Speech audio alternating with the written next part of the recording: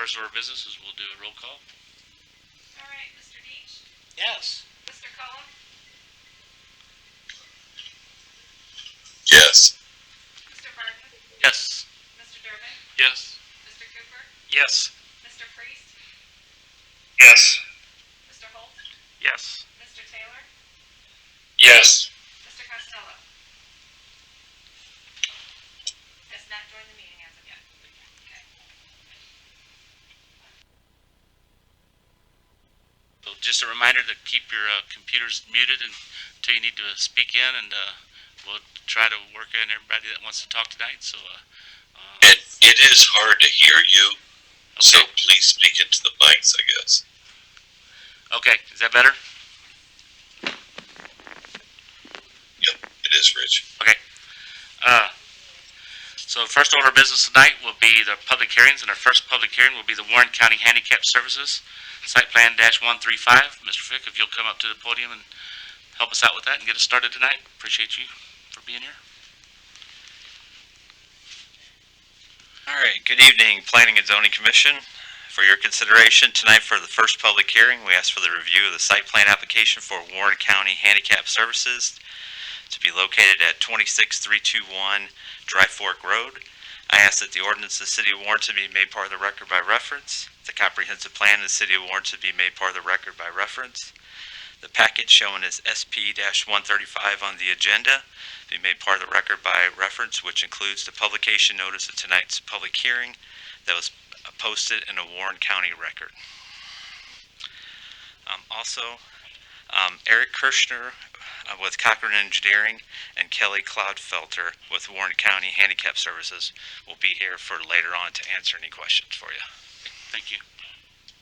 Anybody from the public that would like to speak at this time for or against the Warren County Handicap Services? I would. Step to the podium and state your name.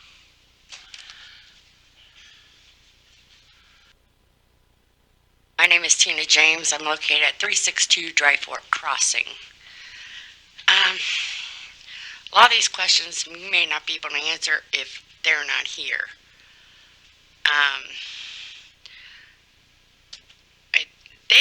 Their plat is showing removing a portion of my fence. Now the plat through the courthouse or up at the administration building shows that goes from my fence to 10 foot back is only for water easement, and it goes into there. So I don't know where they're getting their plat from, because it also does not show that on my title that they have any portion of my yard. Are they going to be able to correct this? What direction are they pulling utilities from? The water, their electric, their sewer, any of that. Are they paying the HOA fee since they're going to be using the water drainage? Are they paying any of the HOA fees? Because we all have to.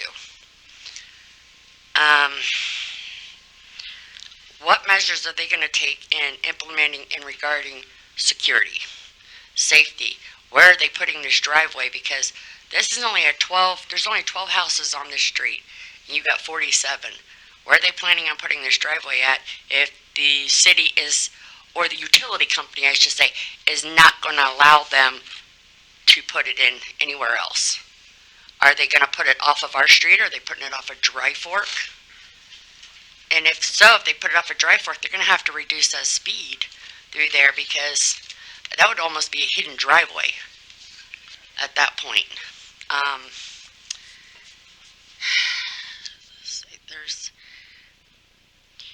We already have a severe amount of water damage coming from this property. It's eroding our fence. It's eroding under my house, under my porch.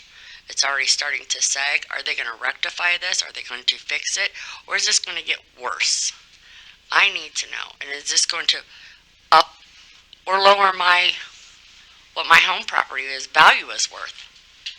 I mean, none of this stuff has been addressed. They haven't even tried to reach out to any of us prior to this. One of the things I do want to know, I need to know if the owner of the facility has any political seat within the county or the city. And Does anyone within the council have an investment or asset in this said business for this location? Nobody? Okay, thank you.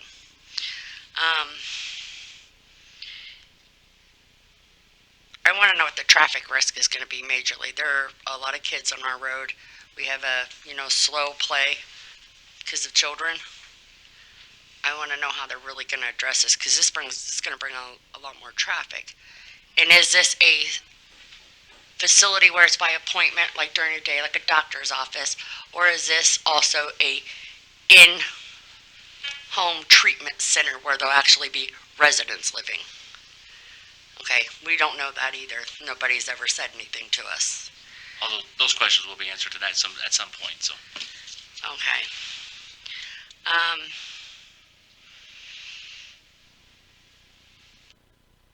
How are they going to maintain the hill facing my house?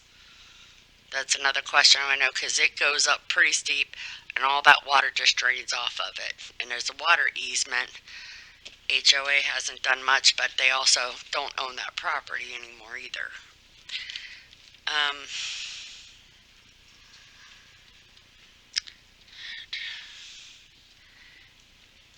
That's basically what I want to know, and I want to know how they're going to rectify the situation with all the water damage that's already being done, because it's just not affecting me. I'm sure other people will speak because it's affecting their property as well. Thank you.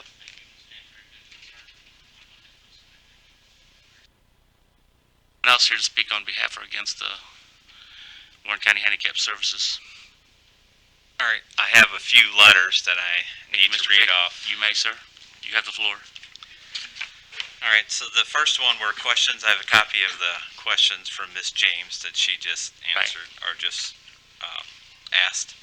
See, I have another one from John and Joe Farney at 109 Dry Fork. They want to know, they said the water is drained now from Highway 47 ditches across the lot. Grass now slows the flow. If the lot is paved with the buildings, water flow is faster currently. The hard rain will catch in the basin. It's full with existing houses. Will the catch basin handle this? Water must flow north into the catch basin inlet drain, not into Dry Fork Road. A retaining wall and sound barrier must be built on the west edge of the WCHS lot to keep water from running down the steep bank across DF Crossing, Dry Fork Crossing, and our lot. New construction will increase catch basin discharge. More rock needs to be added to the stream crossing at their property below the catch basin discharge pipe. Will employees at WCHS vehicles be parked on Dry Fork Crossing? The Dry Fork Crossing residents use the street parking and children play in the street. At present, the general public, semi, and cement trucks use the street. Traffic needs to reduce, not increase. They'd like to know how many patients will be living at the WCHS building, who supervises them, how many visitors will come in and out, where will the visitors park. They want to know driveway locations. They would also like to know what type of building construction, commercial, with brick, steel, pole barn style, or mobile home. They would oppose any development unless the above conditions are met.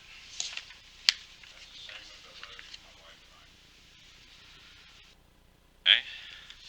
I have a letter from the Warranted to the Warranted Planning and Zoning Board. It's like, I'm writing in support in approving the new facility for Warren County Handicap Services. Warrenton has a large population for special needs individuals who benefit greatly from the many programs provided by Warren County. Handicap Services. Our daughter is one of those individuals. Emily looks forward to the monthly social events offered. This is the time she is able to enjoy being with her friends and participating in activity tailored to meet her needs. Special Olympics is a big part of Emily's life. Warren County offers a large variety of sports to choose from. The coaches are well trained and work well with the athletes. Emily enjoys sharing her success with her family, and she's proud of what she's been able to accomplish. We have participated with Warren County Handicap Services for many years and have seen the growth and appreciate the need for improved larger facilities to better accommodate their clients. Thank you for your consideration in improving this project that will benefit many special citizens of Warren County. That is Melissa and Randy Green. we've got quite a few of these. I'd say probably 20 of these. And I'm required to read all of these since they are not able to be here. So please, I appreciate your patience. To whom it may concern, we are writing to register our wholehearted support for the building of the new Warren County Handicap Services facility. We have lived in Warren County for 24 years and have been involved with the WCHS for 18 years. During that time, they have consistently provided loving guidance and support for the developmentally disabled citizens of Warren County and their families. WCHS has outgrown their current building, and with the county's increasing population, they need a new facility. Thank you. Lee and Susan Newman. Dear Planning and Zoning members, my name is Becky Kemper. I am writing to express my support for the new building that Warren County Handicap Services, WCHS, is planning on having built.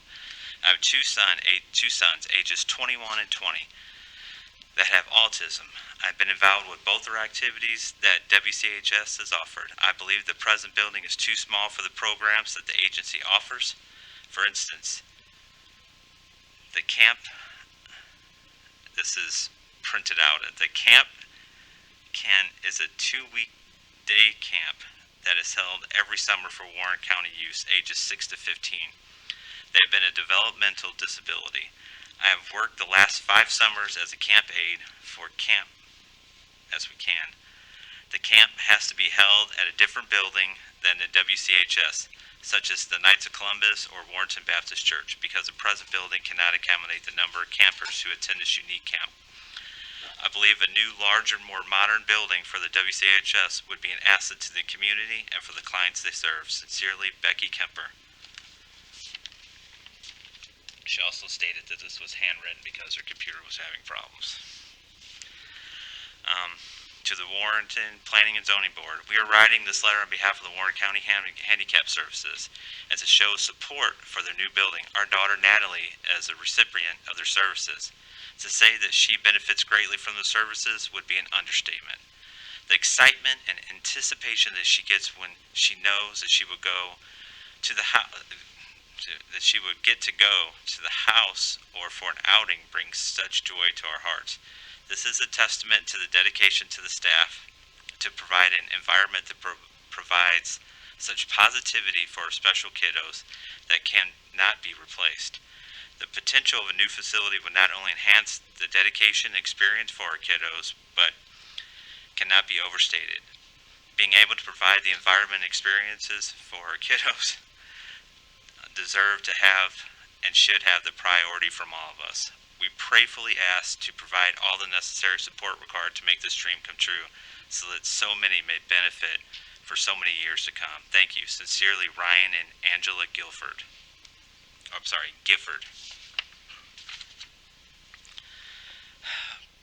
Planning and Zoning Board. Dear members, we are writing to demonstrate our support for Warren County Handicap Services and their effort to build a new headquarters building on State Highway 47 and Dry Fork Road. WCHS fills a needed service for our community. For years, they have been working in a small building with several people in one office. A larger building has become an absolute necessity to allow for office space and day habitation services to continue to meet the growing needs of our community. We appreciate your help. Sincerely, Asa and Barbara Walters.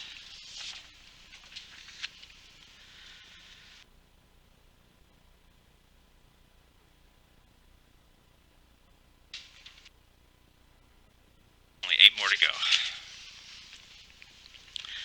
We would like to express our deep appreciation for the Choices Day program. Our daughter, Viviana Van Overloop, participates in the program and benefits to her well-being are significant. She gets the mental and physical activity that she requires as a special needs person. As Viviana was always excited knowing she would be able to go to the day program. The COVID-19 interruption has impacted her general behavior. Although she has not been acting out, Viviana has been much less interested in doing usual things around the house. We are looking forward to seeing Viviana back in the day program because it does help her very much. We hope to have a long-lasting relationship with this valuable program and all the wonderful staff that have helped us so much. are there, rain or shine, providing a valuable service. Angie Scott has been particularly helpful keeping us informed about Viviana and any actions we have needed to take to ensure her participation in positive experience. Sincerely yours, Abby and Michael Van Overloop.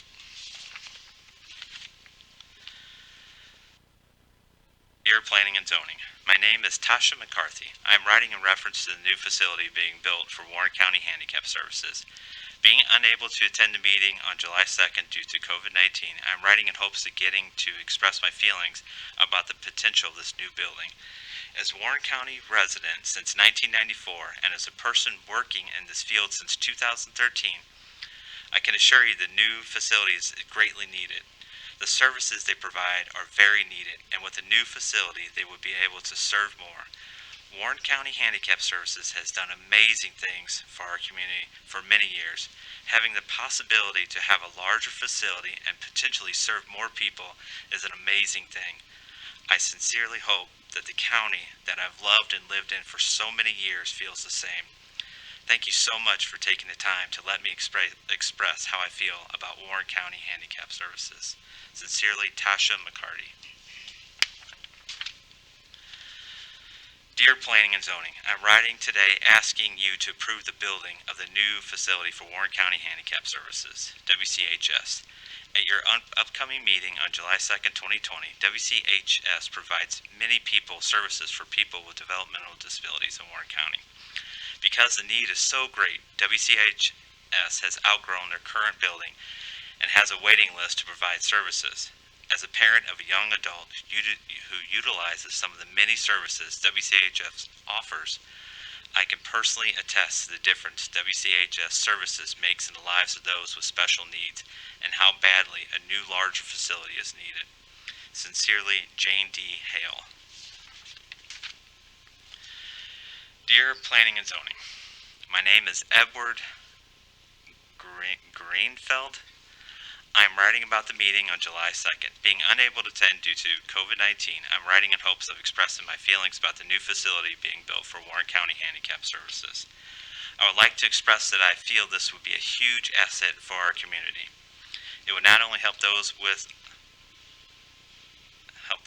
all abilities, but I also feel that it has the potential to bring more jobs to our area. Personally, I have seen how this facility has impacted all those that they serve. I've worked with this organization for more than a year and feel truly blessed to be part of this organization. I hope that you can see how important this facility is to our community. Thank you for letting me express my feelings. Edward Greenfield.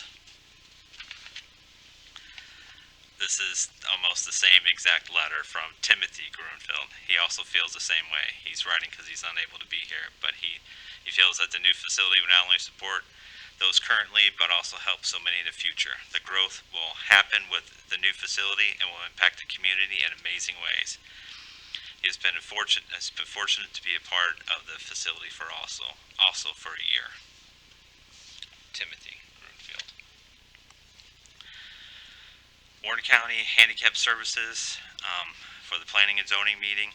I am writing this letter to express my strong desire for Warren County Handicap Services to be approved and welcome to the new location. I am currently employed by Warren County Handicap Services as a residential director. I oversee our independent support living, host home, and in-home support programs. I've worked in the developmental disability field for over 22 years. Warren County Handicap Services is the only agency based in Warren County. We are the only provider for daycare for day program, a Monday through Friday service that assists adults with disabilities or individualized goals to increase their level of independence. We are the only provider for transportation. We transport employees to Temco, a shelter workshop located in Marthasville. This is a place of employment for those who can work, but may also need a little assistance than competitive employment such as Schnucks or Walmart. We also provide transportation to and from our day program. Providing transportation to and from these sites allows parents to maintain work hours while their loved ones are receiving services. When we build our new building, we will be able to increase the number of people we support. as our building will have more room for our current location. The building will also allow us to bring new services to our county, such as employment services, assisting the individuals in gaining competitive employment, and behavior therapy, which will be the only agency based in Warren County to provide these services. DMH, with the state of Missouri, has a strong drive to provide employment services to those with developmental disabilities. With Warren County Handicap Services being able to provide services such as employment, we will be meeting goals set by our state. This building will also allow us to be visible in our county and educate our residents who Warren County Handicap Services is and what we do and how we benefit our community. Individuals with developmental disabilities have the right to access to their community, whether that be through employment or social activities. A new building and being able to provide services to a larger number of individuals in our community, we are able to give individuals with developmental disabilities a higher quality of life. We can provide support to working families so they are able to maintain employment and provide for their families while we provide services to support their loved ones. As a resident of Warren County and someone who has worked in the field for 22 years, the need for a new building does not only benefit the needs of our employees, but more importantly, who we serve and our community as a whole. Warren County Handicap Services is moving towards positive changes which benefit our community and bring positive demeanor to our community in a time that may not always feel so positive. Thank you, Katie Taylor. My name is Gene Schall, and I have been employed with Warren County Handicap Services for 19 years. In those 19 years, I've seen the most growth in the last 5 years. It has been amazing to see more people who need our services. Since we are the only agency in this county who provide the services that we offer, it is very important to expand our facility and allow more growth. With that being said, I would like to express how much this building would help so many people that we currently cannot help. Thank you, Gene Shaw. This is the last one. Warranted Planning and Zoning. Hi, I'm currently the day program at Warren County Handicap Services. We are trying to get a new building so we can continue to grow our agency. When I first started here in 2017, we had a total of 12 clients. As of 2020, we are providing services to 25 clients. But we are at our limit due to the room we have in the day program room. As I look to the future, I plan this to be my career. But that is not possible unless we are able to get this new building. With your help, we could double the number of clients we provide services to, which is a dream of mine, and everyone I work with. This is my dream job, and I never want to see it go stagnant. Thank you. Kelsey Buhlmel, Day Program Manager. Thank you, Mr. Fick. Thanks to all those that took the time to write in. And I would say that even on behalf of Ms. James, I don't think anyone's definitely against this project. There are concerns that are arisen, and we will definitely look into those tonight before you leave tonight, okay? And have some questions answered. So, yes, sir. You want to step to the podium? Just step to the podium and state your name, sir. I'm Will James. Just step it up here. There you go, buddy. James. Can you pull up I don't know who's controlling it. I keep seeing who. Can y'all pull up the plat? Yeah, we're gonna get to that. We're gonna get to that part. Yeah, Well, I have a question that's directly related to a lot of that. Okay. The one where it shows all the residences around it. Because not one of those people actually is going to be directly affected. And I say this for one reason. They had a building go up for sale directly next to their building where they could have expanded at that time.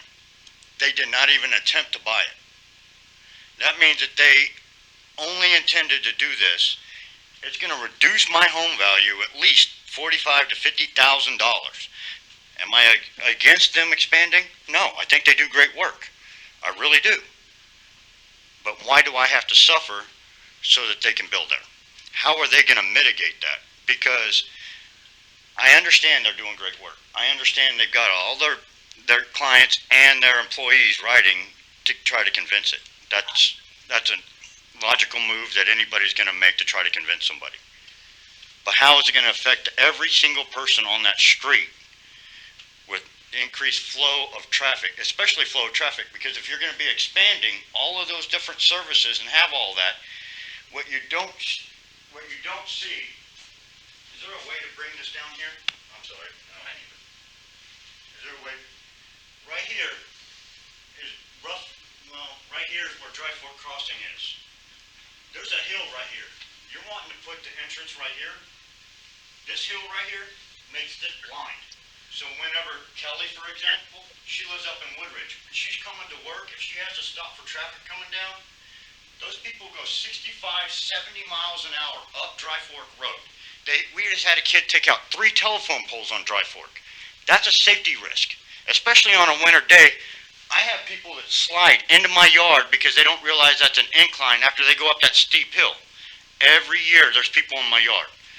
That's putting a real safety risk. I don't want to see any of these families and these kids doing it. You go up the other way, it's less than 500 yards from the corner. That means that people on Dry Fork are now at risk because they're having to wait for someone to go into a driveway to turn the corner. And they fly up and down Dry Fork, or 47. There's very little law enforcement that ever goes out to Dry Fork or 47 in that area. None, almost. You have all sorts of crazy stuff happening, and they come roughly about 20 minutes after you have to call 911. I have no issue with them trying to do good things, but you got to put safety first, and that's not safe.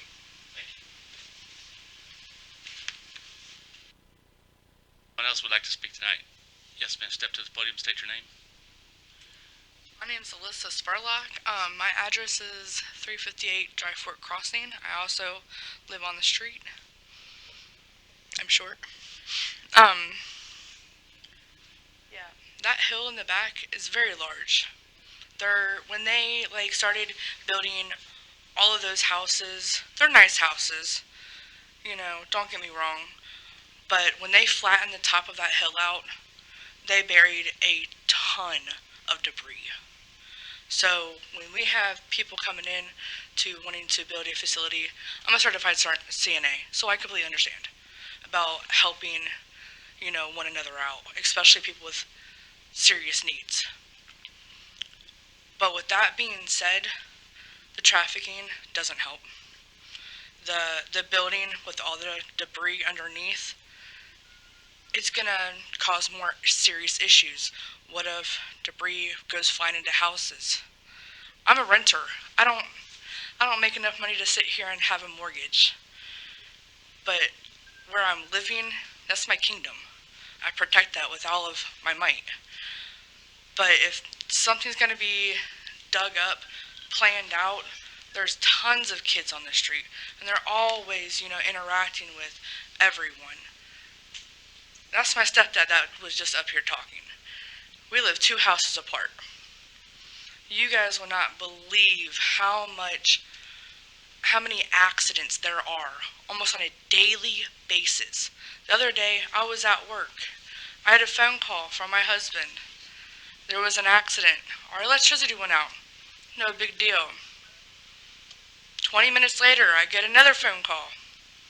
There's another accident at the very top of Dry Fork in 47. Someone else took out another light pole. That's 4 light poles down in a matter of 30 minutes because people are racing and speeding and not caring about what's around them. By all means, build, expand, share the love, help people in need, no matter what it is. But put it in a safe location. We are a safe location. We are on our street away from the highway. On that highway, you don't know if your patients are going to get out. Believe me, we've had plenty of those get out. And, we have to look out for patients, interest also. The first thing that you want to do is always have the security. You're looking out for your patients, but you're also trying to put a facility into a residential area. There's plenty of lots out here in Warren County. I've worked at numerous locations for nursing and rehabilitation centers. Putting one in a residential area just wouldn't make sense to me. And there's a lot of small children out there. And with the trafficking and then bringing more traffic in due to a facility, I wouldn't want to be that police officer or doctor telling that parent, well, sorry, your kid's life was just lost because of too much trafficking or something like that. And that would suck, honestly. I don't have nothing written down or anything, so it's just coming off the top of my mind. But it hits hard. It really does. I understand getting to the point of helping people out, no matter what, do it all day long.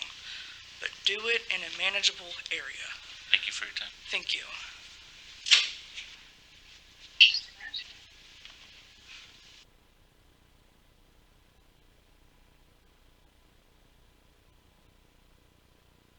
My name's Melissa Licklider. I live at 354 Drive Fort Crossing. I had a ton of questions prepared today, but I had them all answered this morning. I am not against this. I am for it. Just from the questions that I had answered when I talked to some people today. I do have kids. I have 2. But I have taught them that they need to look for vehicles. No matter how small our streets are or how big they are, there's going to be vehicles everywhere. So I just wanted to let you guys know that I approve.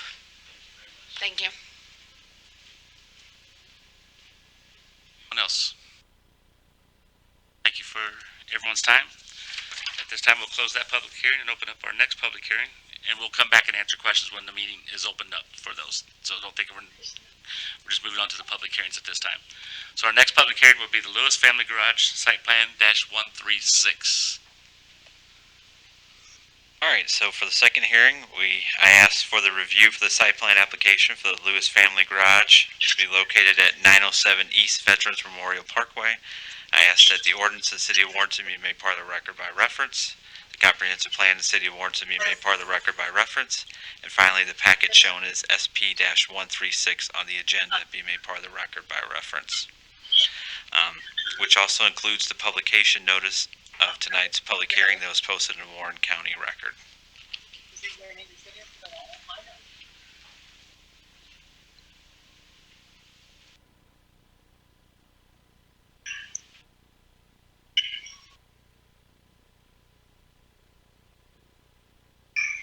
Alright, so the Lewis Family Garage Site Plan -136. Anyone here to speak on behalf or against that at this time? We'll also have a representative. Hearing none, we'll close that public hearing and open up the next Lewis Family Conditional Use Permit -69. All right, so for the third hearing, we asked for the review of conditional use permit for Lewis Family Garage to be located at 907 East Veterans Memorial Parkway. I asked that the ordinance of the City of Warrenton be made part of the record by reference, the comprehensive plan of the City of Warrenton be made part of the record by reference, and finally the package shown as CUP-69 on the agenda be made part of the record by reference, which includes the publication notice of tonight's public hearing that was posted in the Warren County Record. To speak on that. And we'll move on to our next public hearing, which will be AT5 Construction Site Plan -137. All right, we asked for the review of the site plan application for Cat 5 construction to be located at 1203 East Veterans Memorial Parkway. I asked that the ordinance of the City of Warrenton be made part of the record by reference, the comprehensive plan of the City of Warrenton be made part of the record by reference, and finally the package shown as SP-137 on the agenda be made part of the record by reference, which includes the publication notice of tonight's public hearing that was posted in the Warren County Record. To speak on behalf of that or against that? Hearing none, we'll move on to our final public hearing, and that's Cat 5 Construction Conditional Use Permit -70. Mr. Fick.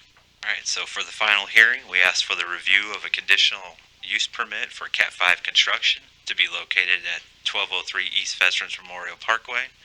I asked that the ordinance of the City of Warrenton be made part of the record by reference, the comprehensive plan for the City of Warrenton be made part of the record by reference, and finally the package shown as CUP-70 on the agenda be made part of the record by reference, which includes the publication notice of tonight's public hearing that was posted in the Warren County Record. I'm here to speak on behalf of the conditional use permit. Hearing none, we'll close our public hearings for this evening and open up our regular planning and zoning meeting for July the 2nd. And the first order of business will be our minutes from the June 4th, 2020 meeting, which was our first Zoom meeting. Any questions or comments? Hearing none, we'll entertain a motion. So moved. Second. Motion by Mr. Deach, second by Mr. Holt to approve the minutes as submitted. Any other questions or comments? Hearing none, roll call vote. Mr. Urban? Yes. Mr. Cooper? Yes. Mr. Priest? Being as I was absent. Mr. Holt? Yes. Mr. Taylor? Yes. Mr. Costello? I'll abstain, I was absent. Mr. Deach? Yes. Mr. Cullum? Yes. Mr. Barton? Yes.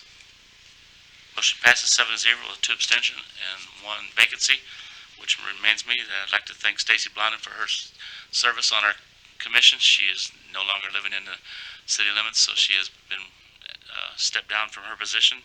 I'm sure her one time as the leader of this commission, she'll benefit richly from that retired pension that she's going to get. So I think we scared her last month. She had to run the meeting last month, and she decided that it was too much. She quit. She bought a house. What? If I'd have known that was easy, I'd have bought a house a long time ago. All right. But thank you, Stacy. You will be missed. Next, let's move on to the Warren County Handicap Services Site Plan 135. Mr. Fick, you start us off. All right, so on 521, an application for site plan approval was submitted for a new handicap facilities building to be located at 26321 Dry Fork Road. We have Mr. Eric Kirshner here, who's going to give a small presentation on exactly what they're doing out there.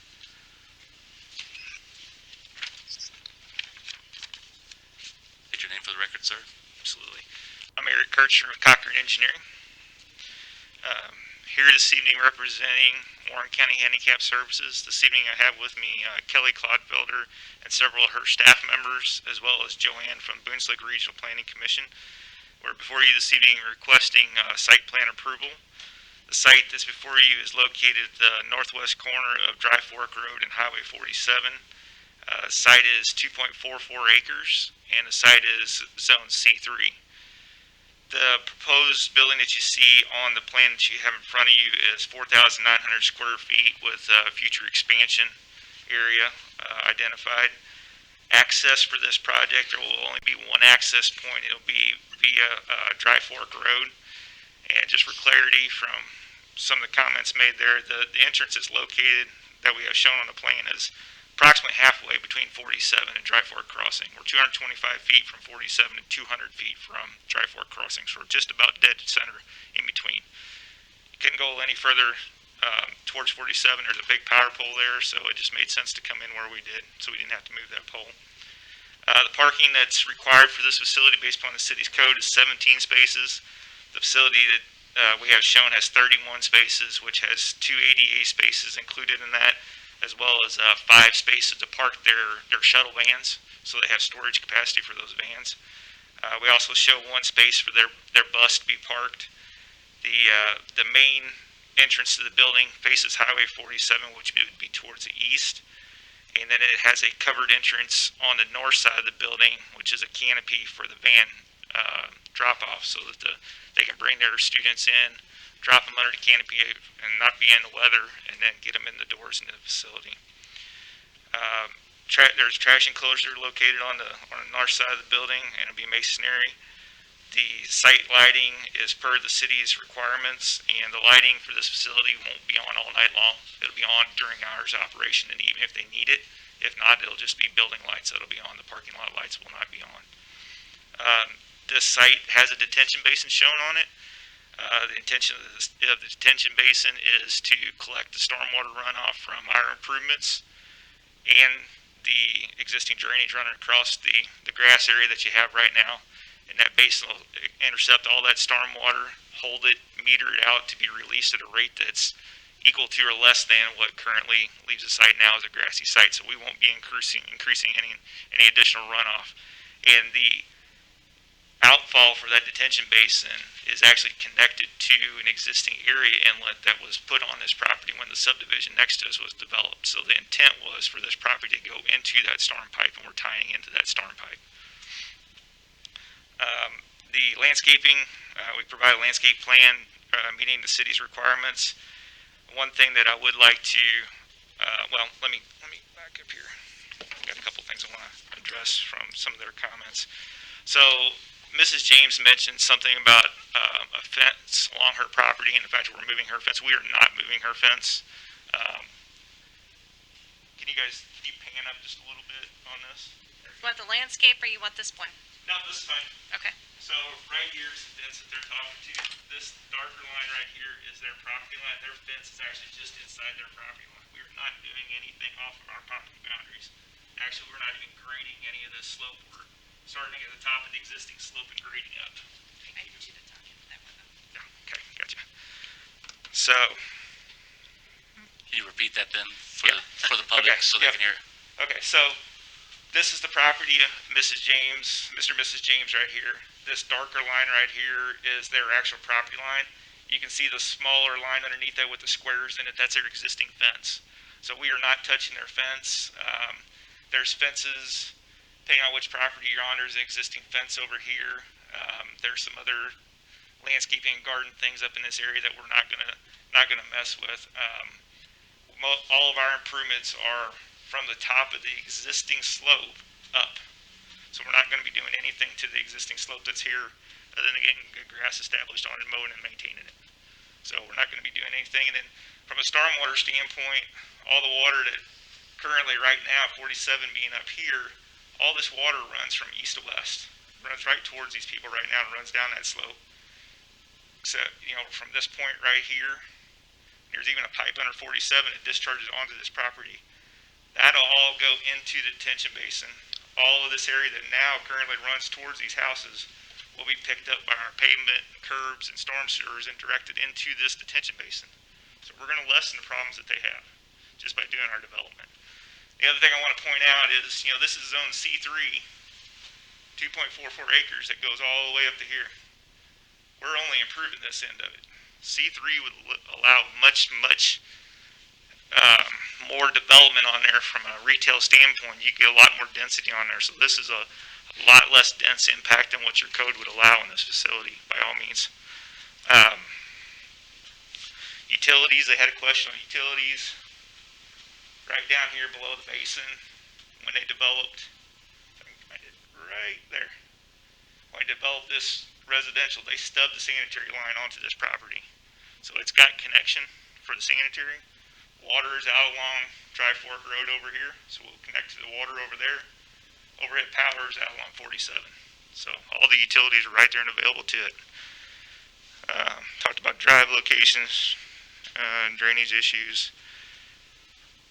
And one thing I want to iterate, we do not have any access to Dry Fork Crossing within the residential development. We are only accessing Dry Fork Road. We're not going to access Dry Fork Crossing. And one thing I want to bring up this evening for the commission for discussion, can you pan up for me? There you go. So your code requires when we're along a residential and C3 abuts residential, we need to provide a 10-foot wide green space that is either planted with evergreen type plantings to create a hedge, or you put up a fence. Right now we have a 6-foot vinyl privacy fence shown in this area, which meets your code. What we would like to do, benefit to the residents, we would like to take this fence and put it up here, where it's on top of that hill, and along the top of the detention basin berm, because they sit considerably lower, 10, 12 feet lower than we do. And with that fence down there, and their fences with being within 5 to 8 feet of our fence, it doesn't offer a whole lot of good, honestly.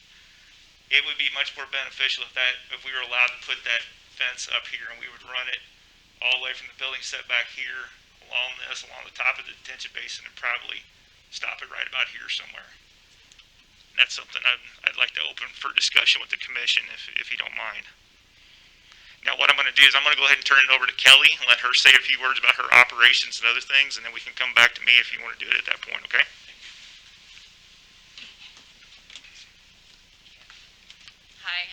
I'm Kelly Clodfelter. I'm the Executive Director at Handicap Services. There's a few things that I definitely want to clear up. I want to kind of explain what it is that we do because I think that that's not a very well-known thing.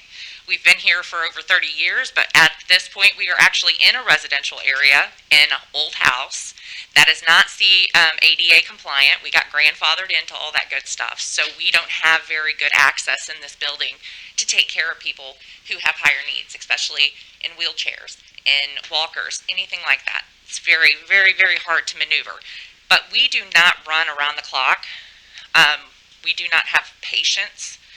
We take care of people that have developmental disabilities, but they are there on their own free will, and they come just during the day. They actually do not arrive until about 8:30, 8:45 in the morning, and their day actually ends at 2:30 in the afternoon. Now, us in the office, we continue on because we have a lot of stuff that we have to handle once program is over. But I know there was a lot of talk about worrying about how much traffic. These guys don't bring their self in. I have 15 passenger vans that go out and pick everybody up, and they bring them to the facility. And as he had stated earlier, we have a pull-up site where they have something covering them so they're not in the weather, and they get out and they go right into day program. Also, they do not just free roam in the parking lot and all that. We don't do that. We actually build an area for them that is built right off of day program, and that'll be its own fenced area. That is where they have their own raised bed gardens. That is where they learn to do all these different things that have to do with outside projects. But we do not just roam around. That's that area right there that she's referring to. Yeah. So I just want to make sure that people know that the traffic's not going to be bad. There's really only about 11 of us that work there that drive. And our parking lot is plenty big. We will never be on Dry Fork Crossing whatsoever. We have no reason to go into the neighborhood. We would access Dry Fork and we would go into our parking lot and we would stay there. The parking lot lights, like he stated, they would not be on at night. We have no reason for that. We have no overnight anything there. The only time that you may see us there outside of the normal hours is we do run Special Olympics, and we have 13 sports that we participate in, so we're busy all year. We do have a bus. And so a lot of the times what we do is we have the athletes meet us there when we're leaving to go out and do like state. This mask is driving me crazy, I'm sorry. When we have to leave town and go to different tournaments and things like that, it's a good meeting spot, and we do that now. I'm not real sure about what they were talking about expanding the property where we're at. We do not own the property where we're at. We rent from that for the people that own that. We did look at trying to figure out if we could expand, but because that is built like a house and it's not ADA, they would have basically had to just completely rip it down. We'd had to get the people to sell it to us, then they'd basically had to rip it down, and then we would have to hope we could buy the old firehouse behind us because that's the only thing that's been available. So this is why we've went the direction we've went. We went through a lot of buildings in this town to see if we could just revamp them, and the grants that we were given and the support we're getting, it wasn't enough to do that. We actually could do better by starting flat on the ground and build what they need. So I hope I've covered any questions. Is there anything that you guys think I missed? No, I think that's good. Okay. Joanne, you want to step up and state your name? Joanne, you have to. Yeah, absolutely. Okay, so Joanne asked if I could kind of state the purpose of what we do. It's so big. We do a lot of stuff that's really outside the building. You don't see it because we run ISL homes, which is homes within the community that people live in that we staff around the clock. So we have that. We have PA services. So we have staff that go into homes and work directly with clients, say on hygiene, cooking, laundry, things like that to help them to be independent and be able to take care of themselves as their parents are growing older and learning what they can do. We have a host home. A host home is where someone with a developmental disability basically joins a family. So they move into a family's home, become a part of that family, and it's kind of a stepping stone because what a lot of folks don't understand about developmental disability folks is that their parents, they want to keep them forever. You know, they don't want them to go away, but then the reality of it is sooner or later they have to make a decision. So host home is a really good stepping stone to get used to being away from mom and dad, having a family environment, but learning to be a little more independent before moving on to having roommates in an ISL. We have Discovery Program. That is a program where we fund once a month for adults with developmental disabilities to gather, and we, outside of the COVID land, we do a lot of going out and doing things. We go to ball games, we go to the Muni, we go wherever we can take them to have experience out in the community and have a good time. We run a STARS program, which is the exact same thing, except for that's for the kiddos. And we do that once a month as well, and we take them out in the community, outside of the community as well. We run Camp We Can. I think you had a letter about that. Camp We Can is 2 weeks long. We serve kids from ages 6 to 16, and it's just a day camp, so it's from like 8:30 in the morning until noon. And what we do is we put on activities for the kids. We typically go to the zoo and to the museums and do stuff like that. Things will look very different this year, of course. But so we run that. We run a leadership camp, which we do all the work for these things inside our office, but they actually happen elsewhere. So the leadership camp goes to like huge places. I think, is it called the Trout? The Trout Lodge is where we have utilized, where we take our guys, and they work on leadership skills, team building skills, basically just anything for them to start learning how you don't just try to figure it out yourself, but you rely on others and you talk about things and you kind of problem solve. So we do that. And then, of course, we run day program. And day program is Monday through Friday, and those are the hours I was telling you about, 8:30, 8:45 until 2:30 in the afternoon. Each person that comes to us has to be on a Medicaid waiver. So that means that they have been deemed by DMH and our county that they are someone who has needs from what we can offer them. And I know a lot of people know what an IEP is. Well, there's a thing called an ISP. This thing is driving me nuts. An ISP is pretty much like an IEP, except for it's for an adult. So we sat down with their case coordinators, their parents, themselves, our program director, myself, residential, whoever's involved in this kiddo or this person's environment, and we decide what is it that we can work on with them to help them be more independent. Are they someone who needs to learn the hygiene skills? Are they someone that needs to learn how to make a shopping list? Do they need to know how to cook in a kitchen? We have a kitchen facility, and we help with prepping, the cooking, the dishes, teaching hygiene after eating. We teach laundry. We have laundry ability in our facility. So many sensory. We're going to have a sensory room at this facility where we can work with folks that have autism, that have a lot of sensory issues. This facility is going to allow us to have a quiet area where when they get overstimulated, they can actually go in the room and it's kind of sound buried where they can go in and they can relax. We do not have that right now. We utilize headphones to try to help. We're just going to be so much more professional. We're going to have everything ADA. We're going to have actual sinks that they can roll up to and utilize. We are going to have a countertop where they can all, if they're in wheelchairs, they can actually roll up to the countertop and participate in the activities that we're doing, where right now we have to take everything and make them separate somewhere else because they can't reach the cabinets. We are going to have a shower room. That's going to be very helpful because a lot of individuals that have higher needs need that. They need a changing station. They need a shower room. We have none of that right now because of the facility that we're in. We will have all of that capability, which we already have a waiting list, but if you add those skills to be able to be given to people, that waiting list is going to go through the roof. A lot of people don't know what developmental disability folks do. If you can't work at a workshop, you can't work in competitive employment, and if you don't have a program to go to, with us being the only program that's offered in this county, you are at home. You have no social skills. You have no way of getting out and learning things. As parents, we all know that we enable our children, and that doesn't matter if they're disabled or they're not. That's a parent thing. I'm sure it's 10 times harder. I have a son with autism, and I know he's 26, and it's hard not to try to shelter and baby them because you just don't want the world to get to them. But at the same time, I have let my son get away from me. He's now at a sheltered workshop, has been for 4 years. He is now living on his own with services. And these are the kind of things that happen because of the services that we can offer.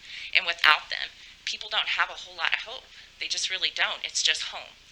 So I hope I answered everyone's questions. I hope that everyone understands that this is not something that people run in and out. Yes, sir. Could you speak to the security of the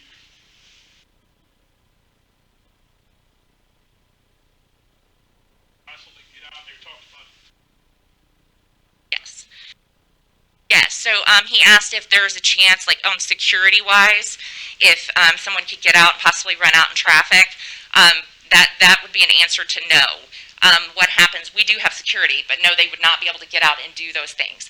We have staff. Number one, anyone who's high risk is a one-on-one, which means they have a person that's dedicated to them throughout the entire day.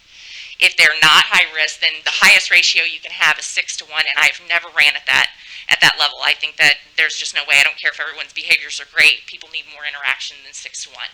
So we typically have around 4 to 1 if there's no behaviors.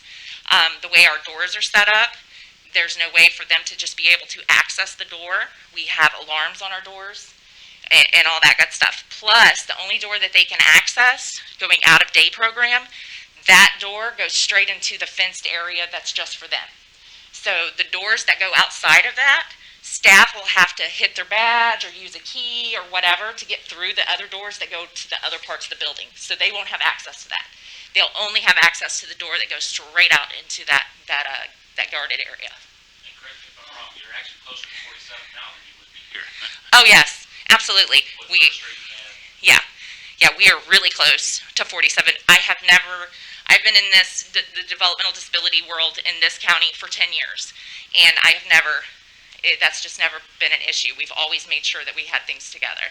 And I would like to say that I know we want to come back to the fence too and ask some good questions about the fence and get some good discussion.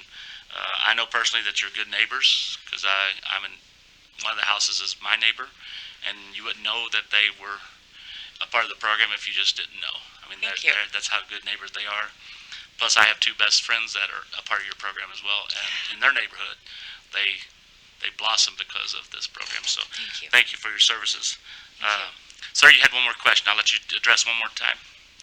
Being that you live up in Woodridge, Mhm. you've seen a lot of the way those motorcycles go. Now, my mom, my entire life worked with autistic kids in school. Mhm. It doesn't take much to set them off. Now, I'm saying this because your parking lot is right up on 47. Parents are walking their kids out to a car, and one of the idiots that rides up and down on the motorcycles up Dry Fork will could potentially set the kid off.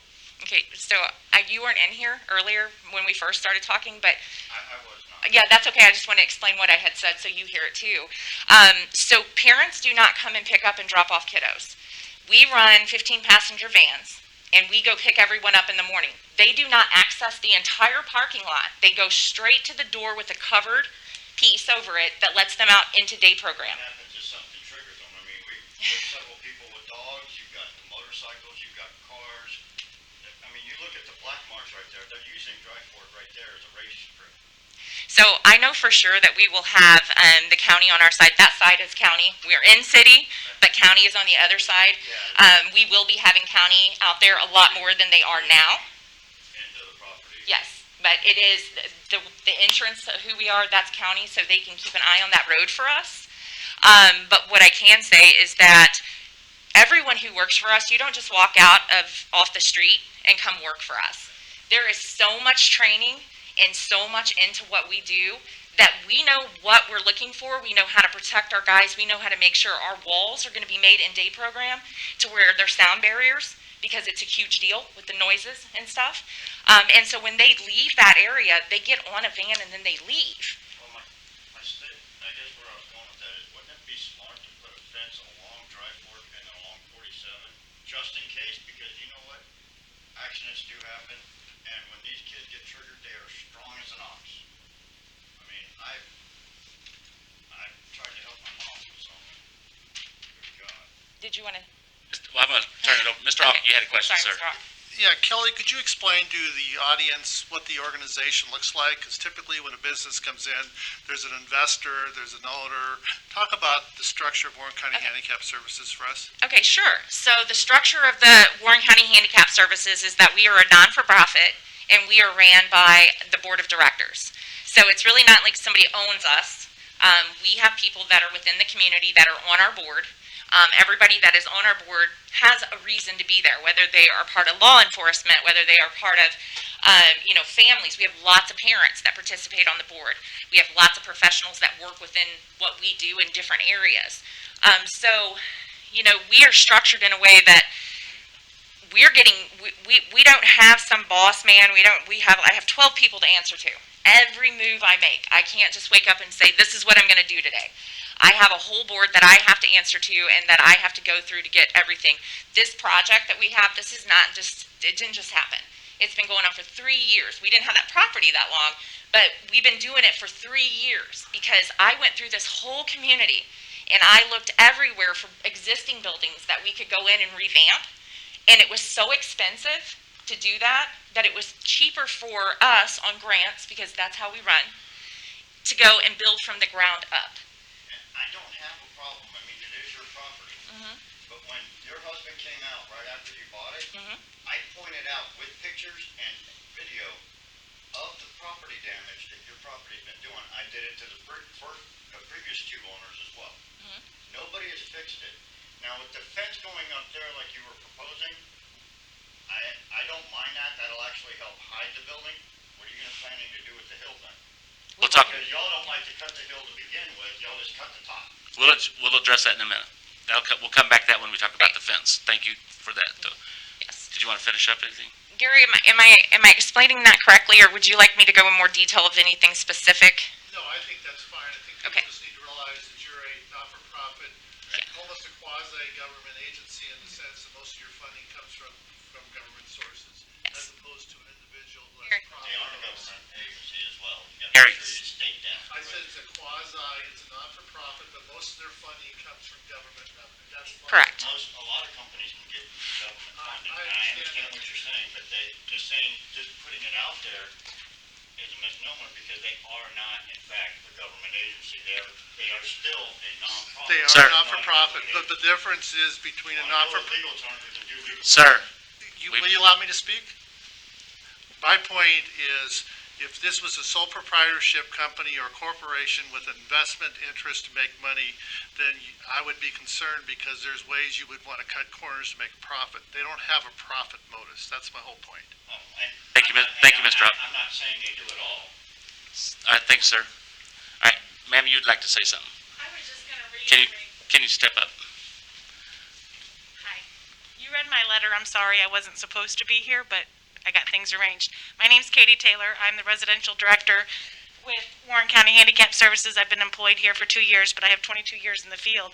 I work with I have in the past, we have nobody with high behavioral issues now, but I have worked with very high, severe behavioral adults, and we are not just thrown in and said, here you go, good luck. We are highly trained. We go through a lot of training ourselves. I train all of my staff. I get in there and do it myself. If we have anybody that would have any kind of elopement issues, we would be staffing that appropriately. If we needed a 2-on-staff person to walk them out or what have you, we can promise you that anybody that would have behavioral issues, the services set in place are going to be those that are beneficial not only to them but to the community. Thank you very much. Let's go ahead and open up the fence issue. Does anybody on Zoom have a comment before I started on Zoom or the fence project? No one on Zoom wants to talk? Okay, so let's talk about the fence then, Mr. Kirchner. You said you were going to move it up to the top of the hill, and I think the gentleman was outside too when you talked about the drainage water being better, and that made a lot of sense. That's actually going to be better because of the systems that are being put in. And I think the fence, like he said too, he admitted that, like that garden area that they've been talking about, that's actually will be blocked by this fence, correct? So, what we got this garden area that's right here. Yes. There's a garden area here, and it may get a little reconfigured. Maybe the garden area over here and a concrete slab with some picnic tables on it. But this is actually fenced in by itself. Okay. And that's where Kelly was talking about. They can come out of the day room area and come out this door. This is as far as they can go. Right. The fence that we're talking about is the one that's currently shown down here that we would like to move up here To the top of the hill. to the top of the hill. So you would actually have a double layer between here and here. But the key to this is this fence being 6 foot tall, sitting on top of a 10 to 12 foot tall slope is going to give them a lot more buffer up here than it ever will down along the bottom. To answer the gentleman's question, which is a legitimate question that we would all have if we lived there, we know a lot of times that property behind that fence could be let go and not maintained. But according to city ordinance, I'm sure there's ordinances in place that you would have to maintain that on both sides of the fence. And that's, you know, with these guys buying this property, it's gonna get much more attention than it has in the past, obviously. Their intent is not to let this get overgrown. They're gonna get it groomed, they'll get it mowed, and it'll get maintained. And the city ordinances are in place to make sure that those things happen, so yes. Let's take that outside discussion outside if we're gonna, okay, thanks. All right, thank you for that. Anybody on the board who would like to address that? Mr. Holt, do you have a question? I got a question regarding some stormwater drainage, at least on the property. I'm not the best at reading topographic maps, so excuse me, but it looks like on the driveway portion, coming off of Dry Fork, there isn't much of a grade there. I see 892 feet, and then at least probably 20 feet to the east, or excuse me, to the north. I see 893 or so. Are you talking about on the drive down here? That section in there. I'm just thinking about winter, because I know Dry Fork's pretty sloped, so kind of more along the lines of like winter melt. I mean, how is that going to flow in that section of the driveway? If we have a bunch of winter melt going down Dry Fork, as Mr. James has mentioned, there are a lot of speeders there, and that could pose a little bit of hazard. I just wanted to comment on that. With the grade of Dry Fork, what we're doing is we're tying in up here, and then we're directing this water to split that entrance and get as much in here as we can. There'll be a small portion of this right here that will actually, there's no way we can't kick that all the way back, but this bottom quarter of the entrance right here will probably end up on Dry Fork, but everything else is intended to come to this inlet right here. Okay, so it's minimal impact. Minimal impact. I've got an option that will actually help solve for that area all of the issues that the Farneys have and that I have, because there's a ditch going halfway up Dry Fork. If you put a ditch in right there, and that all the water can run off into, and just connect it to the ditch that's halfway up Dry Fork, that would solve all the issues. And I would sacrifice my part of my yard for that. So you're saying there's a ditch up here that you're referring to? Okay. I don't have a rule right there for you. That's fine. Right now, your water's already coming off here and coming into my house right here. If you were to put a ditch in this easement that's right here, that's barely along the road, and you don't even need much more than a little 8-inch ditch, and it'll catch the freeze or whatever I know what you're talking about. Yep, winter melt, yep. It'll catch that. If you were to put a ditch there and just even put a pipe underneath Dry Fork Crossing, just to attach it, and then right on the edge of the Farney's property, because the house on the other side has the ditch of the Farney's. So if you were to connect that, that would fix all of the issue that you would even potentially have, and it would save you money. Well, and let me back up just a minute. Okay, go We ahead. weren't in here earlier. So what you guys are seeing, this whole lot drains right towards you. By doing what we're doing, we're intercepting all this water up to this point. All this water, there's even a pipe up here that drains right down into you guys. We're taking all that and putting it in this basin. So that water, all you're going to see is water off this hillside. Hold on. We do not have rights to go down in this easement in this ditch to do work. That is the county, the city, whoever owns that road. That is not us. So if you need ditch improvements down here, we're not the ones to talk to. That needs to be the city or the county. That's nothing I'm we can talking solve. about on my property. You can even put the. I can't get on your property. Huh? I can't get on your property. I don't have an easement to get on your property. I just said that if you were to do something like that to keep it from just to carry it from, so it's not draining into my house, it would help save you money. You could put a small one there, even kick it out onto the sidewalk. That would save my house. Save me money. How would that save me money? I'm doing more work down here than I don't need to do. Well, You've got a you'd have to drainage issue reroute down all that. here. You could actually, it would help you out there. You wouldn't have to reroute it all the way back there, because that catch basin drains into our catch basin. Okay, We pay but homeowners the association. city's code requires that we do detention for this. That's why we pick up all this water and put it into here. This pipe was designed to pick up this site when your subdivision was designed. That's why we're tying into this inlet right here. Everything is being done according to the city's code. So are you paying homeowner association fees? Because we're paying to upkeep the catch basin. I don't know the story behind homeowner association. All I know is the utilities, the storm, the sanitary, everything was stubbed to this property when your subdivision was done. Right, that's a different issue there. Let's go back to the fence. Thank you, Mr. Kirchner, for your cooperation there. Let's go back to the fence. Does anybody on the board have a question about the fence, and are you against putting the fence up on the top of the hill there versus down below? Because to me, that makes no sense to put it down below, because at least putting it up high, you're going to I think that just makes more We will sense to me.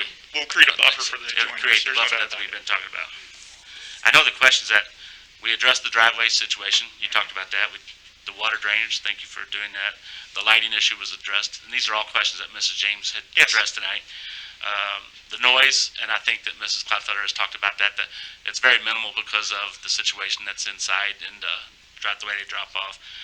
Increased traffic, and you discussed that as well. I think this will be a safer place as far as increased traffic, just because of the tightness of where you're at now is amazing that you're constricted there. The fence to hide the garden and so forth. All my questions have been answered. Does anybody have, Mr. Durbin? The only thing I can say is, if you look at what this property could be, Oh, no doubt. you could have something that 10 times worth the fact that they're getting done at 2:30, and you're gonna have minimal traffic, you're gonna have minimal use. I mean, I don't know what, we haven't listed all the things you could put there. Yeah, I mean, if you had a strip retail in here, we could put a building all the way up this would be all parking lot. We could be dumping hundreds of cars into I that see system. through there, so In and out. they're Hey. actually getting something that's gonna have minimal amount of people that are gonna be Correct. using it, so they actually, of all the things they could put there, that's one of the easier things to live with. Yes, it could be much, much worse, you're right. Yeah, they won the lottery. Yep. Anybody else? Mr. Fick, do you have any last questions or comments, sir? The only thing I've got is that the Warren County handicap facility site plan meets the requirement for a vocational and technical school. We did our calculations, so that's what we based the site plan on, so it met all those requirements. One last chance on the Zoom. Mr. Graville, did you want to say something tonight? Hearing none? I was told not to speak tonight by someone in the administration. I am the president, I will give you permission. No, I don't. I think Neil did a great job, and I think they were great questions, and they were answered. Yeah, So nothing to add. Thank you, Mr. Graville. Anyone else? At this time, then, we'll entertain a motion. So moved. Affirmatively. Second. Who seconded that? Who was the one that seconded it? Krista, it's Rich Taylor. Thank you, Mr. Taylor. Do we need to, Mr. Fick, do we need to put in that motion that, since they're changing the fence, I guess, is that? Oh, yes, you definitely will make a recommendation. Mr. Deitch, you want to make that recommendation that the fence be moved up to the top of the hill? That's basically, to you, Ms. Kirchner, that's about the only change you really made in anything that was presented to us. Correct. Was the fence. That's the only thing we're asking for different. And I think that would appease the neighbors there as well. Yeah. Mr. Deitch, you so moved on that?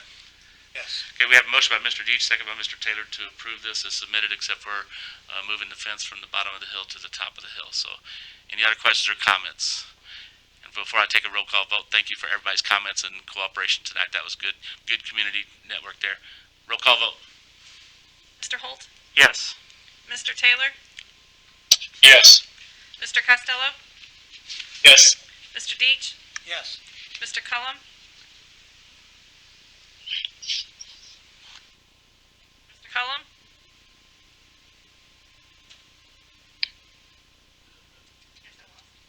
Mr. Martin? Yes. Urban? Yes. Mr. Cooper? Yes. Mr. Priest? Yes.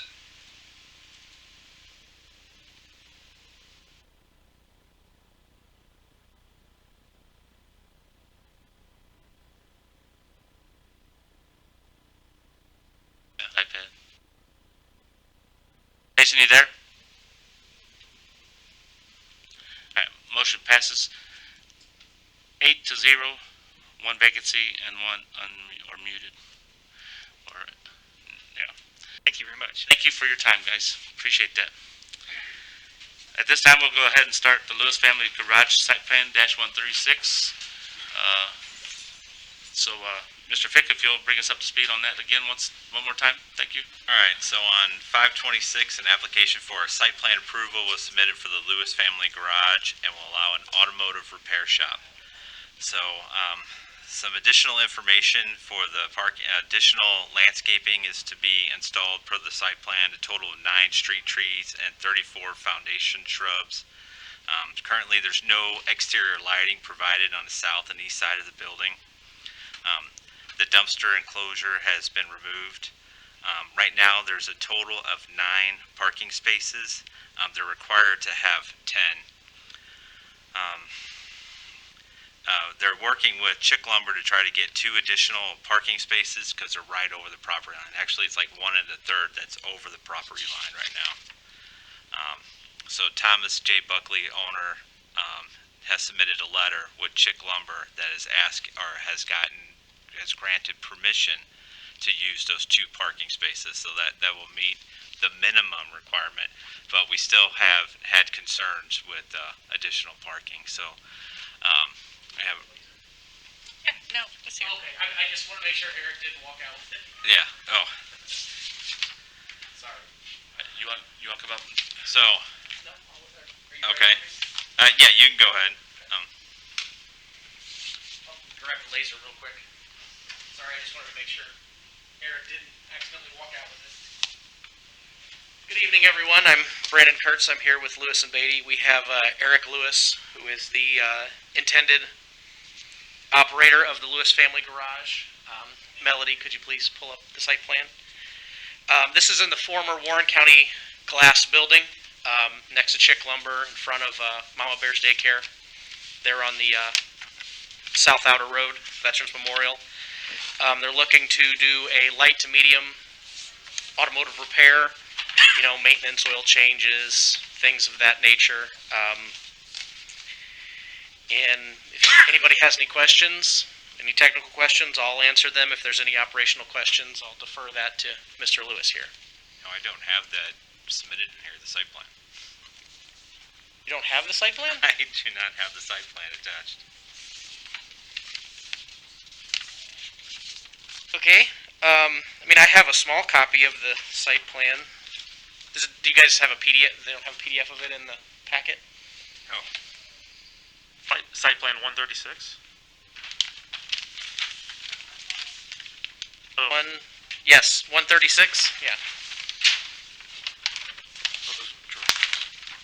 Do you want me to hand some copies out? Yeah, there is.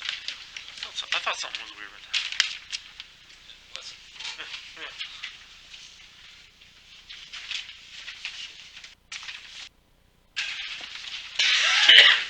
Goodness gracious.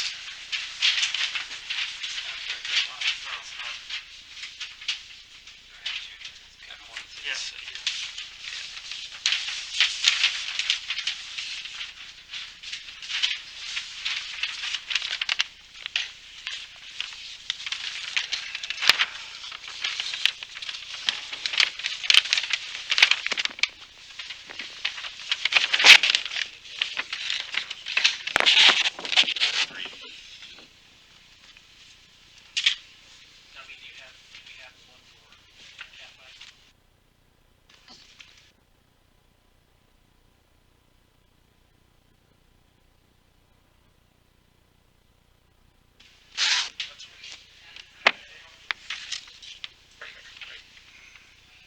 So if anybody has any questions as you're looking at it, I'm more than happy. So the 2 spaces, or the 1 1/3 space that Neil was referring to, that's on Chick Lumber. If you look there at the bottom left-hand corner, you can see there's about a spot and a third or a spot and a half that's over on Chick Lumber. Those parking spots, as far as we could go back on Google Earth, have been there forever. Our Google Earth photo went back to like 1996, and they were there. But so they went ahead and acquired a letter from Chick Lumber stating that, that it wasn't a problem. And I have a copy of that letter if you guys would like to see that. I believe Neil. Yeah. Besides that, there's not a whole lot there. They're looking, it was existing auto glass repair for. Yeah, as long as there's if you go down one more, it's even. It goes. One more? Go down. Oh, sorry. Yep. Yeah, that's it right there. That's a great picture, actually. That's a great representation of that. So this is the property line between them and Chick. So this much of this space and all of this space is technically on Chick Lumber's property. So that's what that letter was, just Chick Lumber acknowledging that and giving them permission to use that space. And half or third. And And with those 2 spots, that justifies the 10 spots I needed. That's correct. Yeah, technically, there's 11 spots there. Okay. So, yes, they have 1 extra. Okay, good. With that, as long as we approve that, allowing them to use that. Right.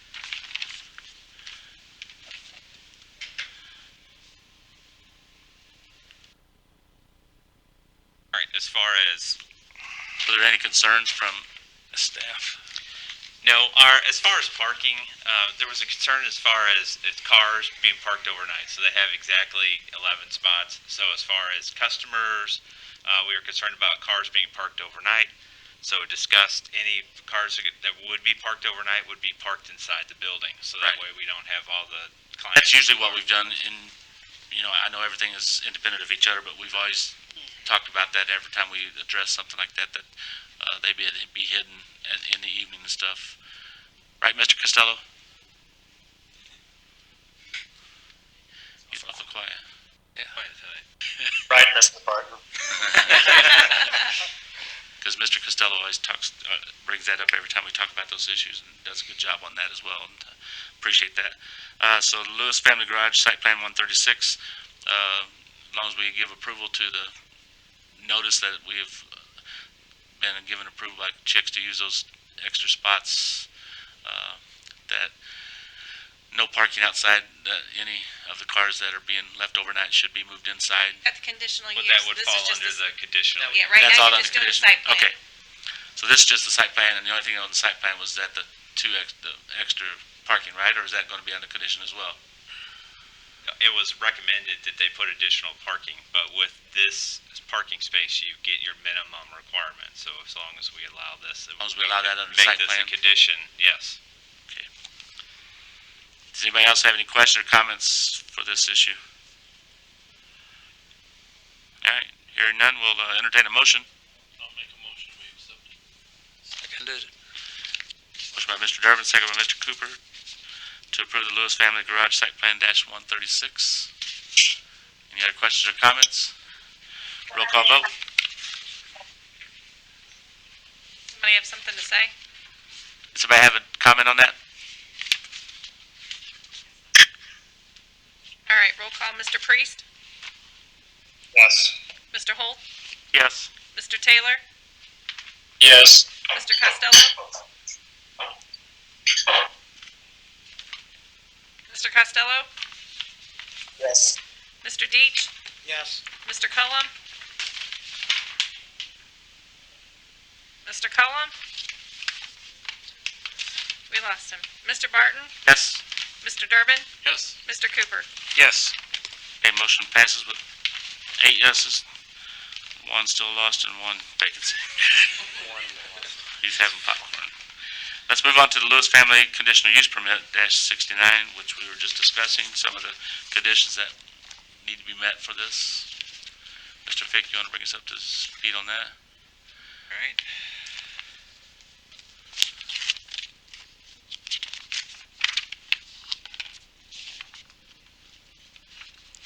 All right, so an application was submitted on 5/26/20 for conditional use, submitted for the Lewis Family Garage that will allow an automotive shop.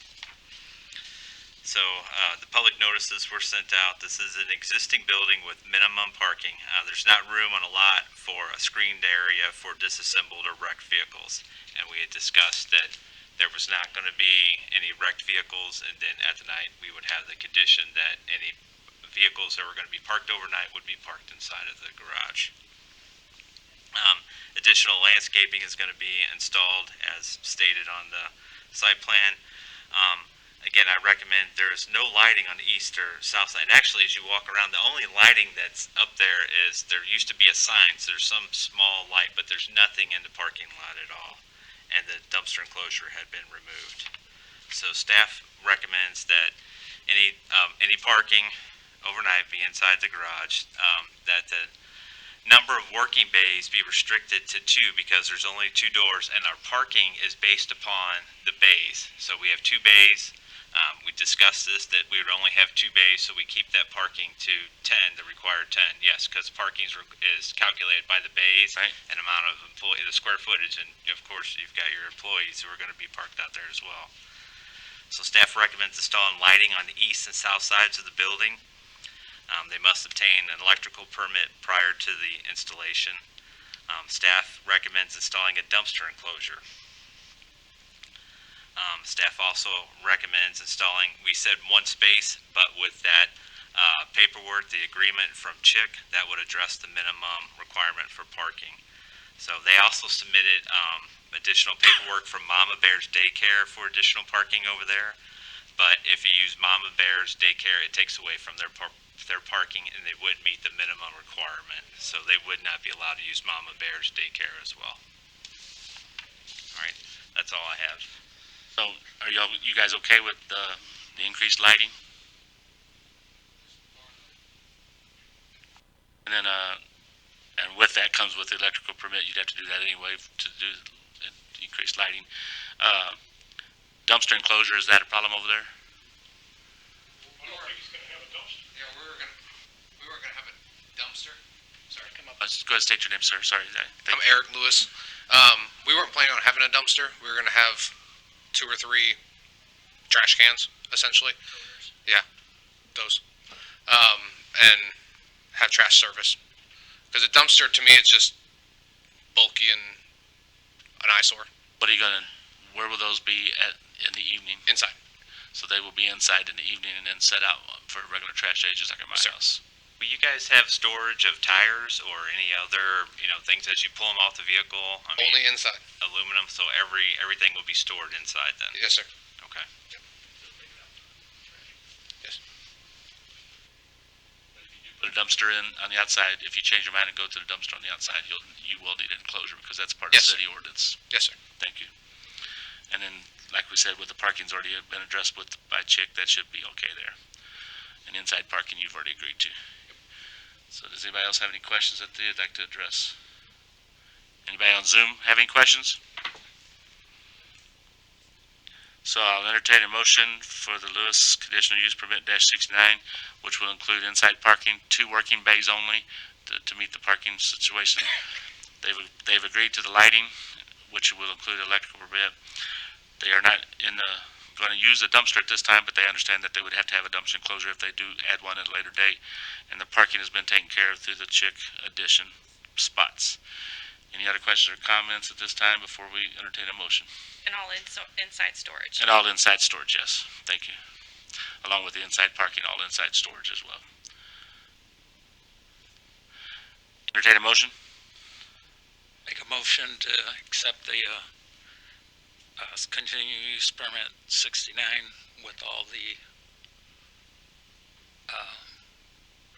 requests. All right, thank you. Cooper. Second. Motion by Mr. Cooper, second by Mr. Durman to approve the conditional use permit -69 for Lewis Family Garage, including all the inside storage, inside parking, 2 working bays, lighting, electrical permit, dumpster enclosure if necessary, and parking from the Chick that would meet the requirements. Any other questions or comments? Roll call vote. Mr. Deitch? Yes. Mr. Cullum? Never did come back. Yes. Oh, there he is. Mr. Barton? Yes. Mr. Durbin? Yes. Mr. Cooper? Yes. Mr. Priest? Yes. Mr. Holt? Yes. Mr. Taylor? Mr. Are you asking Costello? No, I was asking Mr. Taylor. Is he still there? Yes. All right, there we go. Now, Mr. Costello? Yes. Motion passes 9-0. Yes. Thank you, Mr. Lewis. Thank you, gentlemen. Thank you, Mr. Buckley. Thank you for your time tonight. Let's move on to Cat 5 Construction Site Plan -137. Mr. Fick.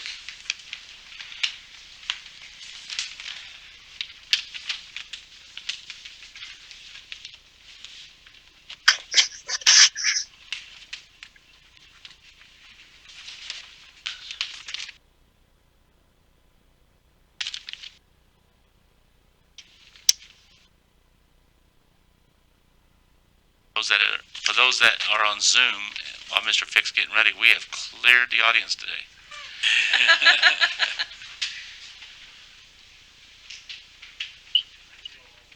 I started saying. You're outnumbered now.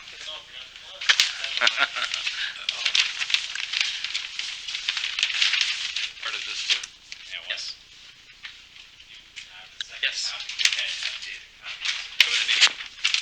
lunches anywhere? It's been running hot.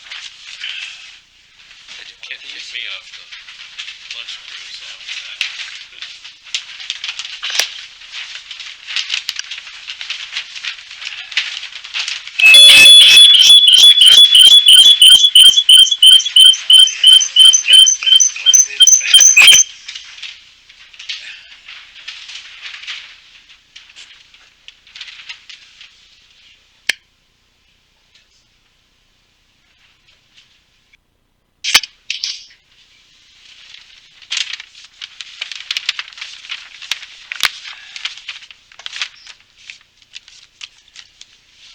All right, so on 6-1, we had an application for site plan.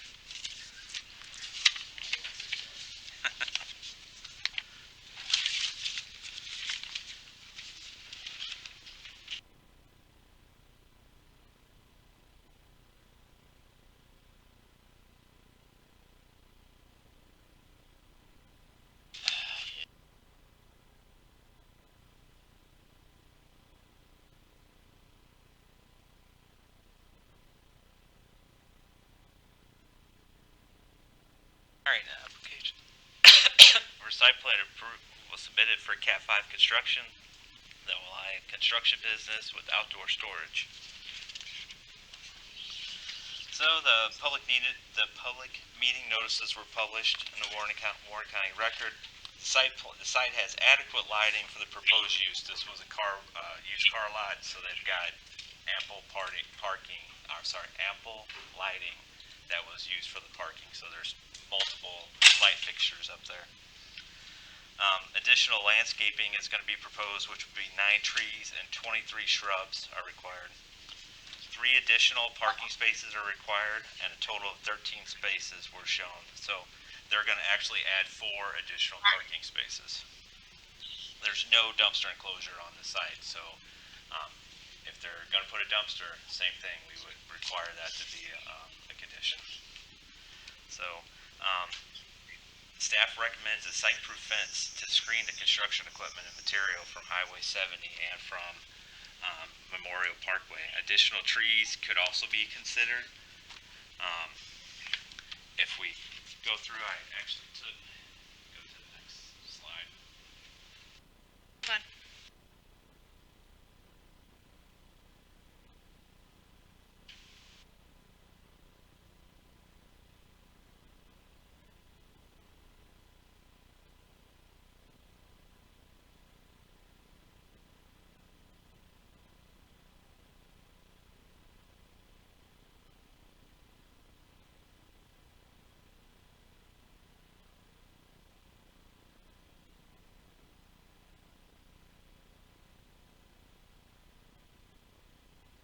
So that shot is from across the highway, so you can see it's at level. So we're recommending screening for that because they want to actually store.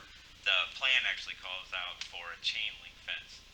So staff recommends a site-proof fence because they're going to store their equipment and they're also going to store anything as far as whatever materials out there. This is being used not for retail, this is being used for their storage of their own construction company? Yeah, it's a construction company, yes, they do for boring and things like that, so that's what they want to use. They use small equipment for the boring, but he said the largest equipment they'll use is like a F-350 or something to tow the stuff around. But for that site, we recommend screening, but it is at the same elevation as the highway, but again, besides just a site-proof fence, you can also require trees or trees, some type of tree in front of that as well. That's the recommendation from staff. Because they're gonna have all kinds of outdoor storage is what you're saying. That's correct. That's what they're wanting. Man, that's a good looking building to be used for that. If we go Like down I said, one it's more. very Go visible. down one more. All right, we'll go up one then. Here you go again. Thought that I had another slide of actually showing the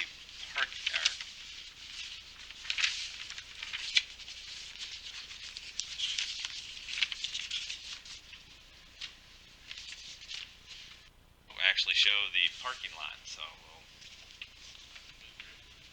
Yeah. It's a two-tier parking lot, is what you're saying. That's correct, yes. Yeah, and they're gonna use both tiers for just Yeah, the second tier is the one that they're using for the, storage, yes. The lower one? A lower tier, yes. Wow. And then, so what's the building for, if I might ask? That's gonna be their construction office, the office. And again. Yes. So I believe we have a couple of people. We have John, and I believe we have on Zoom. Yeah, Okay, good. I think we have a couple representatives. So if you guys want to real quickly go over what exactly Cat 5 is doing, and then I will address any technical questions as far as that goes, as far as what your guys' operations are. Are they muted, Melody? Are they on? John or... Bud's muted. Bud, unmute your... Yes, There we go. I did it. Thank you. Yeah, we're a construction company. We do primarily underground construction. The building mentioned would be our office location with administrative personnel, managers, myself. The lower area, the fenced area, would be a secure area for vehicles, pickup trucks, load trailers, any outside type material. Vaults, which are 36 inches by 36 inches. The upper lot is a huge lot for parking. That would be just for the employees. Not a lot of in and out traffic, it's just people coming to work and staying all day and then leaving in the evening. Sorry, I couldn't I'm sorry, understand. I forgot I was talking to you on Zoom. So basically, the parking is for the employees. It's not in and out. It's just people coming to work and then leaving in the evening. Yeah, it would just be the employees that work there, correct. What do you suggest here is from your perspective of how we're going to protect this from the view of the where the construction. So, I mean, we all understand that we want to prevent that, but is it something that we want to do it for the whole building or just that part of it, or For that parking lot itself, not for the building. because I love the building. But for the parking lot with the storage is gonna be, and staff recommends that you enclose the whole parking lot with a site-proof fence, 6-foot site-proof fence. Yeah, that makes sense. Because you also see it from Veterans Memorial. Right. It's the first thing you see as you enter Warranted is Yeah. that. Yeah, and I like the building. Go ahead. right, and so what we have recommended and what the client is requesting is to do a chain link fence without the vinyl slats, just so that way they don't. There's some safety concerns as far as people getting in there and potentially stealing wire and things like that. So that way, at least if a police officer's driving by, he can at least take a peek to make sure people aren't in there stripping wire off and stealing wires, and are able just to, hop the fence or get through and get in and get out and steal wire or steal a vehicle. And I know there's been other places like the storage units. Storage units across the highway, I didn't, but they went back and forth on screened versus unscreened, and they were required to. Oh, they did end up having to screen. That was required to be screened. The safety issue didn't become a Okay. concern. It was seeing that stored material, especially from the highway. Sure. So if that's the condition, I believe that the applicants are favorable to that. But their preference would be to at least have some availability to have people to be able to see in, just for safety and security purposes. But we're very, very well aware that is the first thing you see as you drive in on the interstate. And knowing nothing about Cat 5 construction, is this a brand new company, or are they located somewhere else and come in here as a? Bud, did you hear that? Yeah, I heard part of that. No, the company's been in business for 10 or 12 years. They're out of Kansas City. They were doing underground construction for other companies, and they've expanded to this area. We were looking to grow here. All right, cool. Anybody else? I have a question. Go ahead, Mr. Casella. So the application talked about outdoor storage. You're indicating that we're basically talking about trailers, but I didn't hear you mention any equipment. Assuming you're doing directional boring and underground construction, I've got to believe that we'd be talking about backhoes, directional boring machines, things of that nature, as well as spools of cable, pipe, etc. So can you elaborate a little bit in more detail on what types of items would be stored outside the building? There could be directional bore equipment there, but we currently have outside storage, a larger outside storage at North Wind Storage, where we keep all the larger equipment. And that's where that would stay.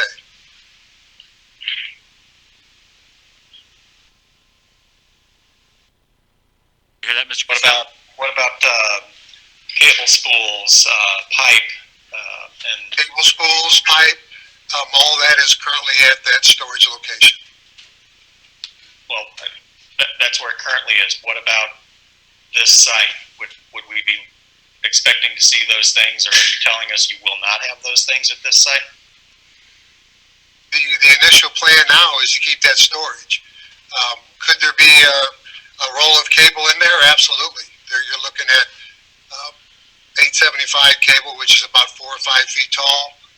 That could be in there along with any other outside storage, but we're not looking for any large type cable reels in there.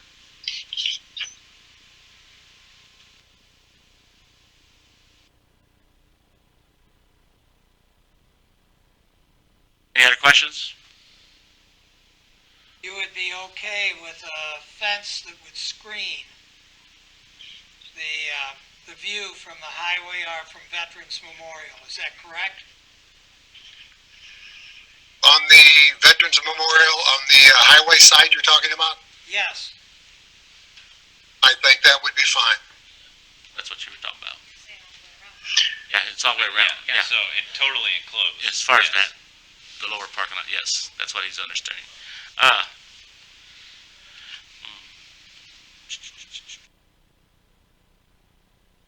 Guys have any questions? Kind of had lost there.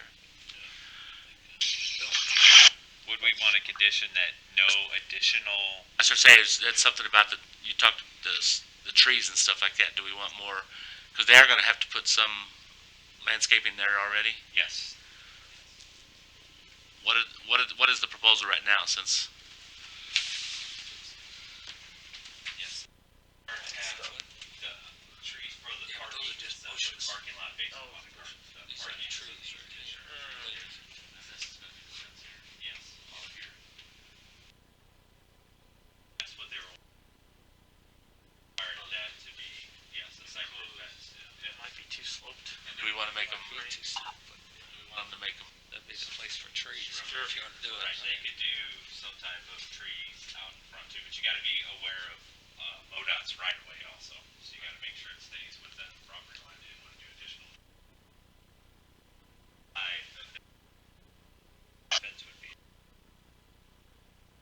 It looks like there's about, I don't have a scale on this, but maybe 7 to 10, 8 to 10 feet between the fence. They're basically going to put the fence just outside of that lower lot, and on the north side there, up against the interstate. I don't think we want any trees there, but a few shrubs that.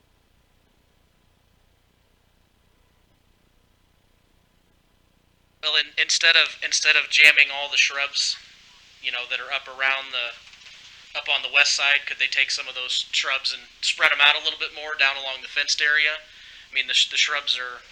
Well, what are these shrubs? Are these trees here? The shrubs are the little star-looking bushes, kind of on the west here. Oh, over here. Yeah, so there's shrubs over here and shrubs over here. They're based on your building foundation. They're foundation shrubs. So can we move some of those down to the fence? Yeah, you can move them wherever you want. Yeah, I mean, if you guys would rather have some of those shrubs over here along the fence, because that's what I this don't, would be in front. I don't see that would be any issue. It's I'm not a landscaper by any means. I think it would make somebody that would come in and help you with that discussion. Yeah, and I think it would be, it may be a little bit more appealing from an aesthetic driving in on the interstate. As opposed to, we stuck some back there because we had to find a place for them. Right. So we stuck some of them back there to kind of hide the propane tank, I think is what that is. think there's a propane tank there, so. My concern was storing additional stuff out there, like that it brought up that the owner may want to bring his boat there, or a tow truck, a tow truck, or, maybe he's doing racing or something, he could store that, so we want to make sure it's limited to their Construction construction, equipment and the material. All right, you were talking about shrubs, how tall do those get? It depends on what type of shrub, you could, it depends on what varieties, and I'm terrible with plants and things. I leave that up to my We wife. just want to make sure the lot looks even, Sure. between sections of the property. Yeah, and I think, the ones that are there kind of along that back corner where where the car store always had that display vehicle, I think are good. And I think it would probably look a little nicer if they stuck them over there along the interstate, because you're going to see a lot more along the interstate as opposed to,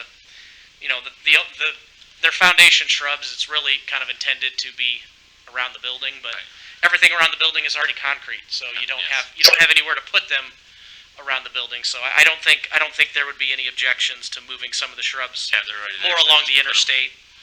Yeah, my only concern is when you talk about moving shrubs along that fence is that once you put them there, then they have to be maintained. And what frequently happens, I'm not saying that will happen in this case, but what frequently happens is the shrubs are there, no one watches them or takes care of them, and they become nothing but a bed of weeds and half-dead shrubs. So if shrubs go in there, they need to be cared for, watered, and the weeds need to be kept down, because if they're not, that really becomes an eyesore as you come into Warranted along the highway. That wouldn't be a problem. We could do that. Okay, thank you, sir. All right. Do it in my own yard, so that would be something I'm used to. That's good to know. All right. Sounds like he wants to be a good neighbor. Anyone else have any questions or comments at this time? And one thing we did talk about, a dumpster. Is there any need for a dumpster there? Will you have a, he was talking about the dumpster enclosure because. But anything as far as trash services go? You guys intend to just use it? We haven't made arrangements for a trash service. Would it be possible to have a dumpster inside the fenced area? You just got to, how's the trash truck going to get to the dumpster? Because you showed that little gate in between the two parking lots.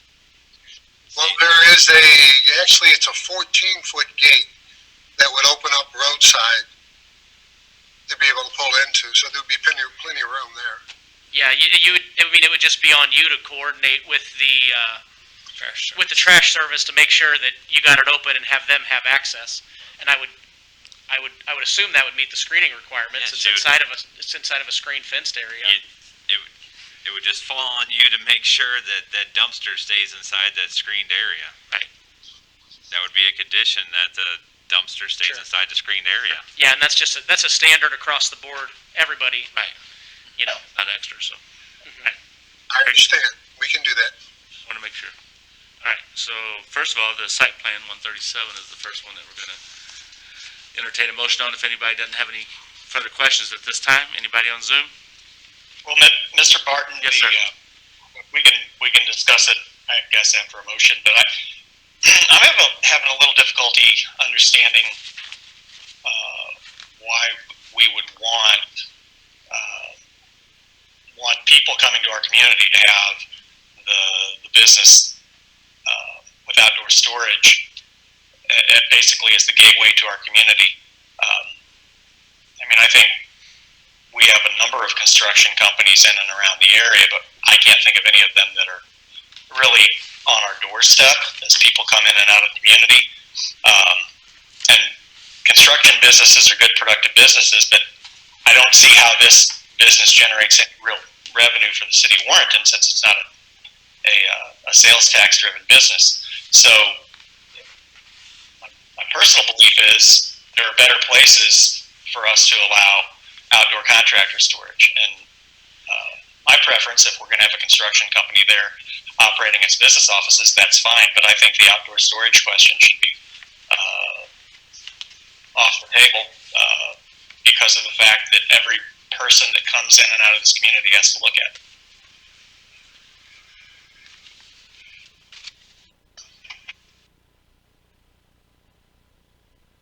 Having said that, I'll make a motion that we approve the site plan. Okay. So, at this time we have a motion to approve the site plan 137 of Cat 5 construction. Do I have a second? Second. Second, Rich Taylor. All right, we have a motion by Mr. Costello, second by Mr. Taylor, to approve the Cat 5 construction site plan dash 137. Hearing no other discussions at this time, entertain a motion, entertain a roll call vote, sorry. Taylor?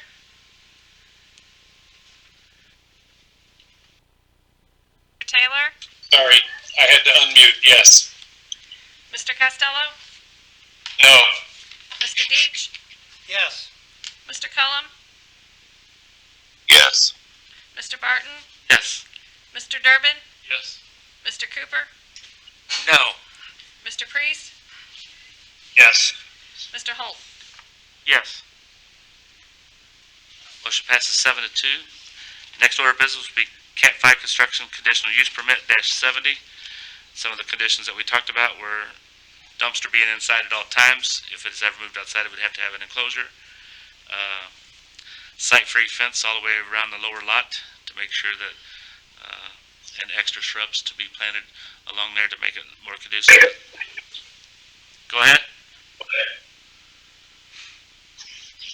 And Mr. Bart, could I add to that condition list? You may. Yes, sir, you may.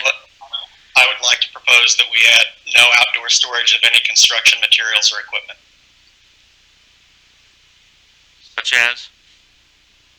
Such as cable, piping, backhoes, skid steers, directional boring machines, power equipment.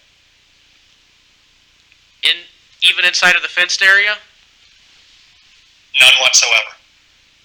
Isn't that what the conditional use is for outdoor equipment and storage? Well, the conditional use is for the Planning and Zoning Commission to recommend conditions in exchange to approve a plan for a business. And those conditions can be whatever we feel is appropriate for our community and for the area. And my point is, I feel like for that area and for our community, with or without this fencing, the fact that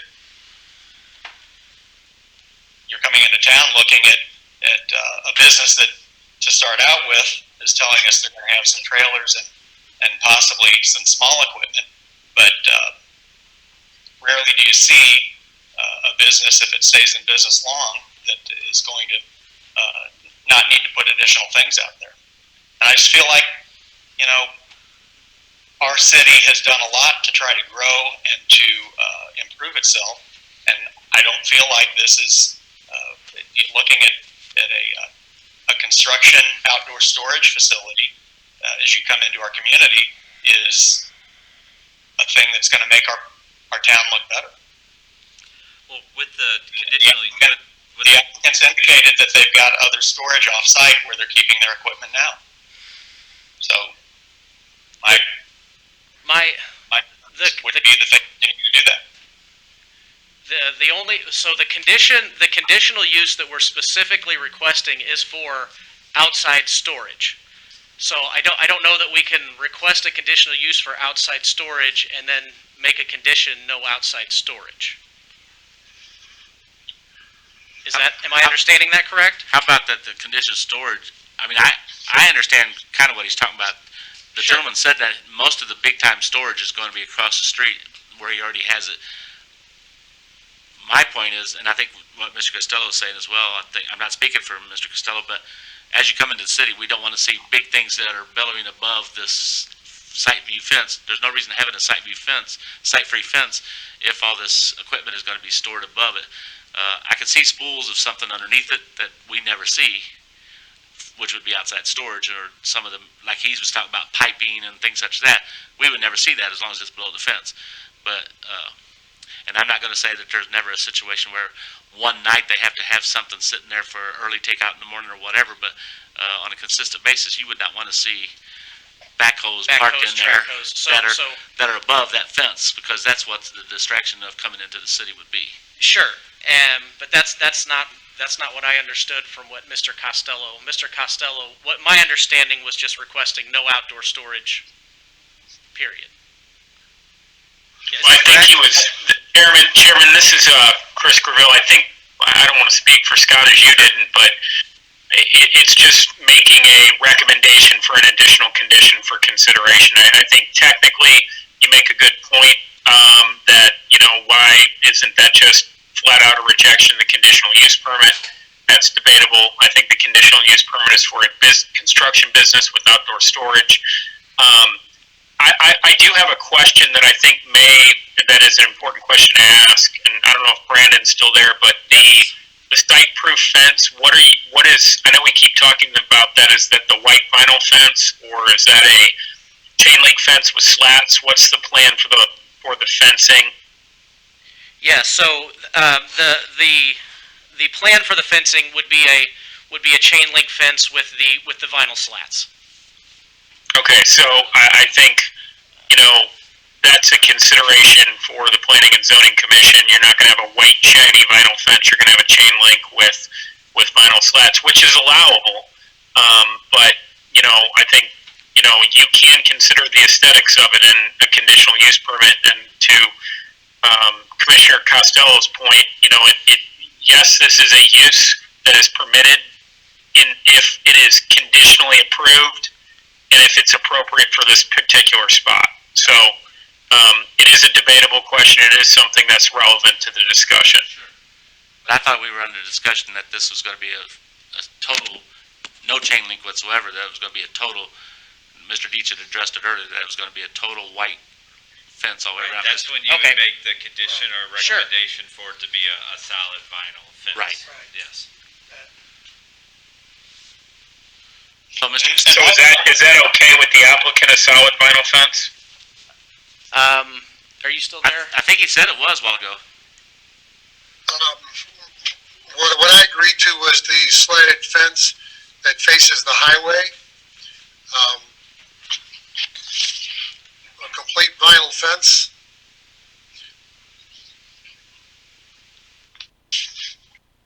I am not sure. That's a question to ponder, I believe.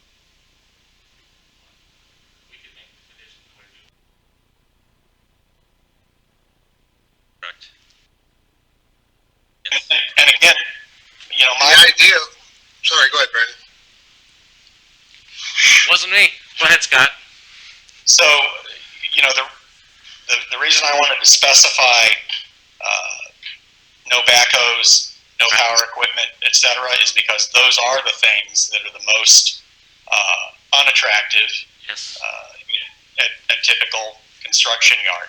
And so, it's restrictive, but I feel like that is what we as a body are charged with, is to put appropriate restrictions in place to protect the communities or the community and the businesses that are already here.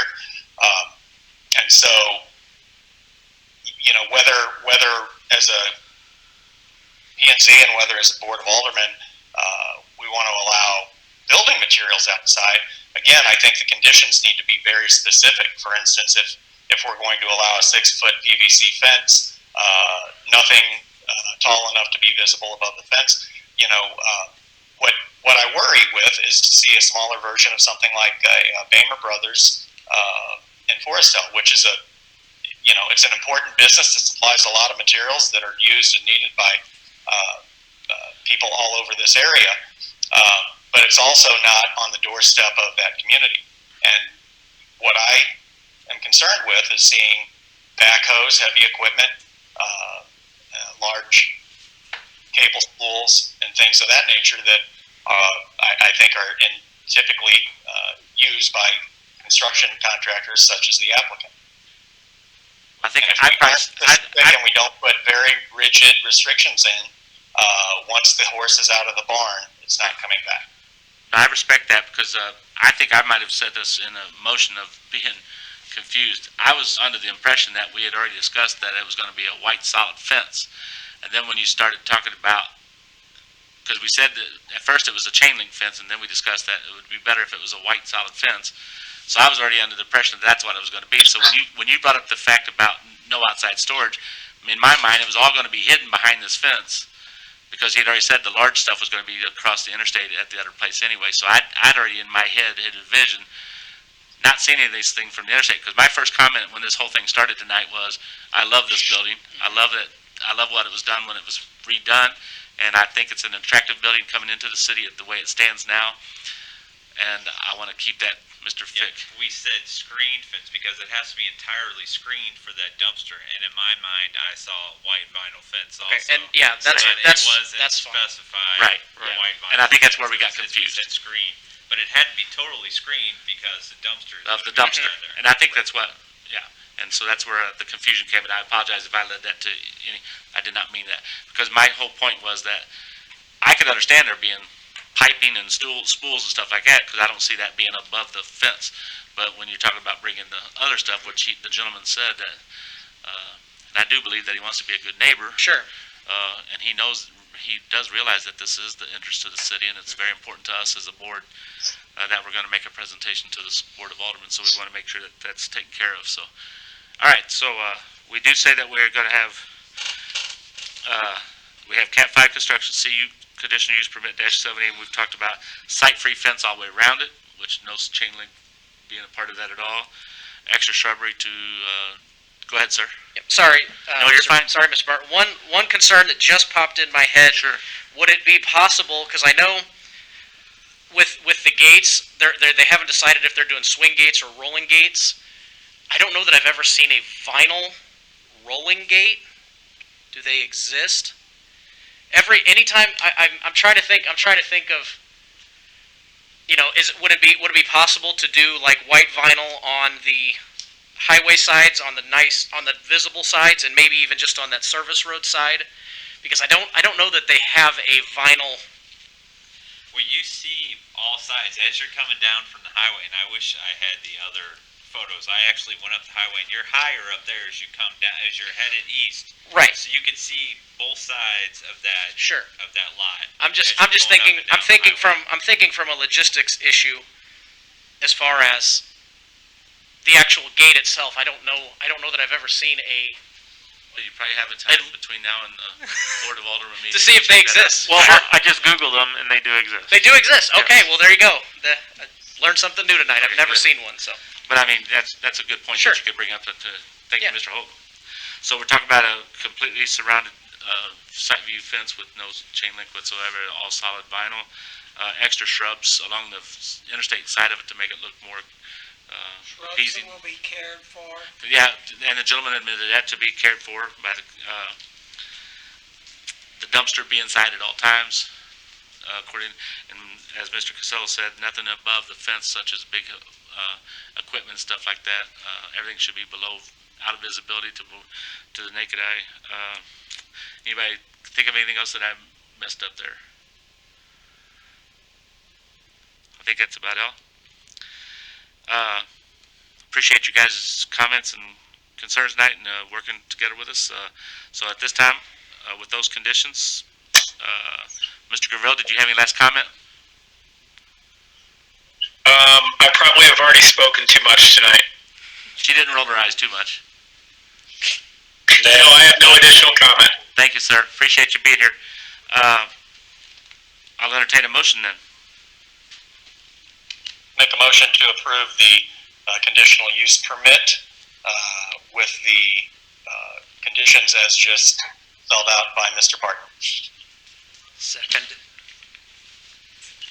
I have a motion by Mr. Costello, second by Mr. Cooper to approve the Cat 5 construction conditional use permit -70 with the conditions just stated in the previous comment. Any other comments or concerns? Roll call vote? Mr. Cullum? Yes. Mr. Barton? Yes. Mr. Durbin? Yes. Mr. Cooper? No. Mr. Priest? Yes. Mr. Holt? Yes. Mr. Taylor? Yes. Mr. Costello? Yes. Mr. Deitch? Yes. Motion passes 8-1. And all this will come in front of the Board of Aldermen on what date? 7:21. 7/21. Thank you, gentlemen. Next up, we'll close the official meeting and open it up to Mr. Fick for the Planning and Zoning Officer's report.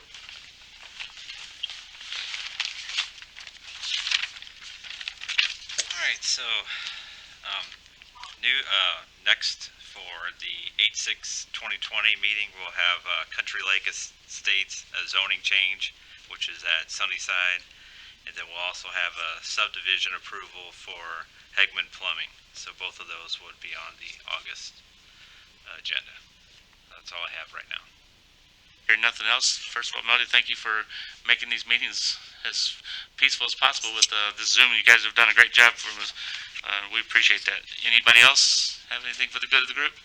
Hearing none, entertain a motion for adjourn. So moved. Mr. Deitch, second by Mr. Costello. Good night and have a good 4th of July and be safe. Thank you.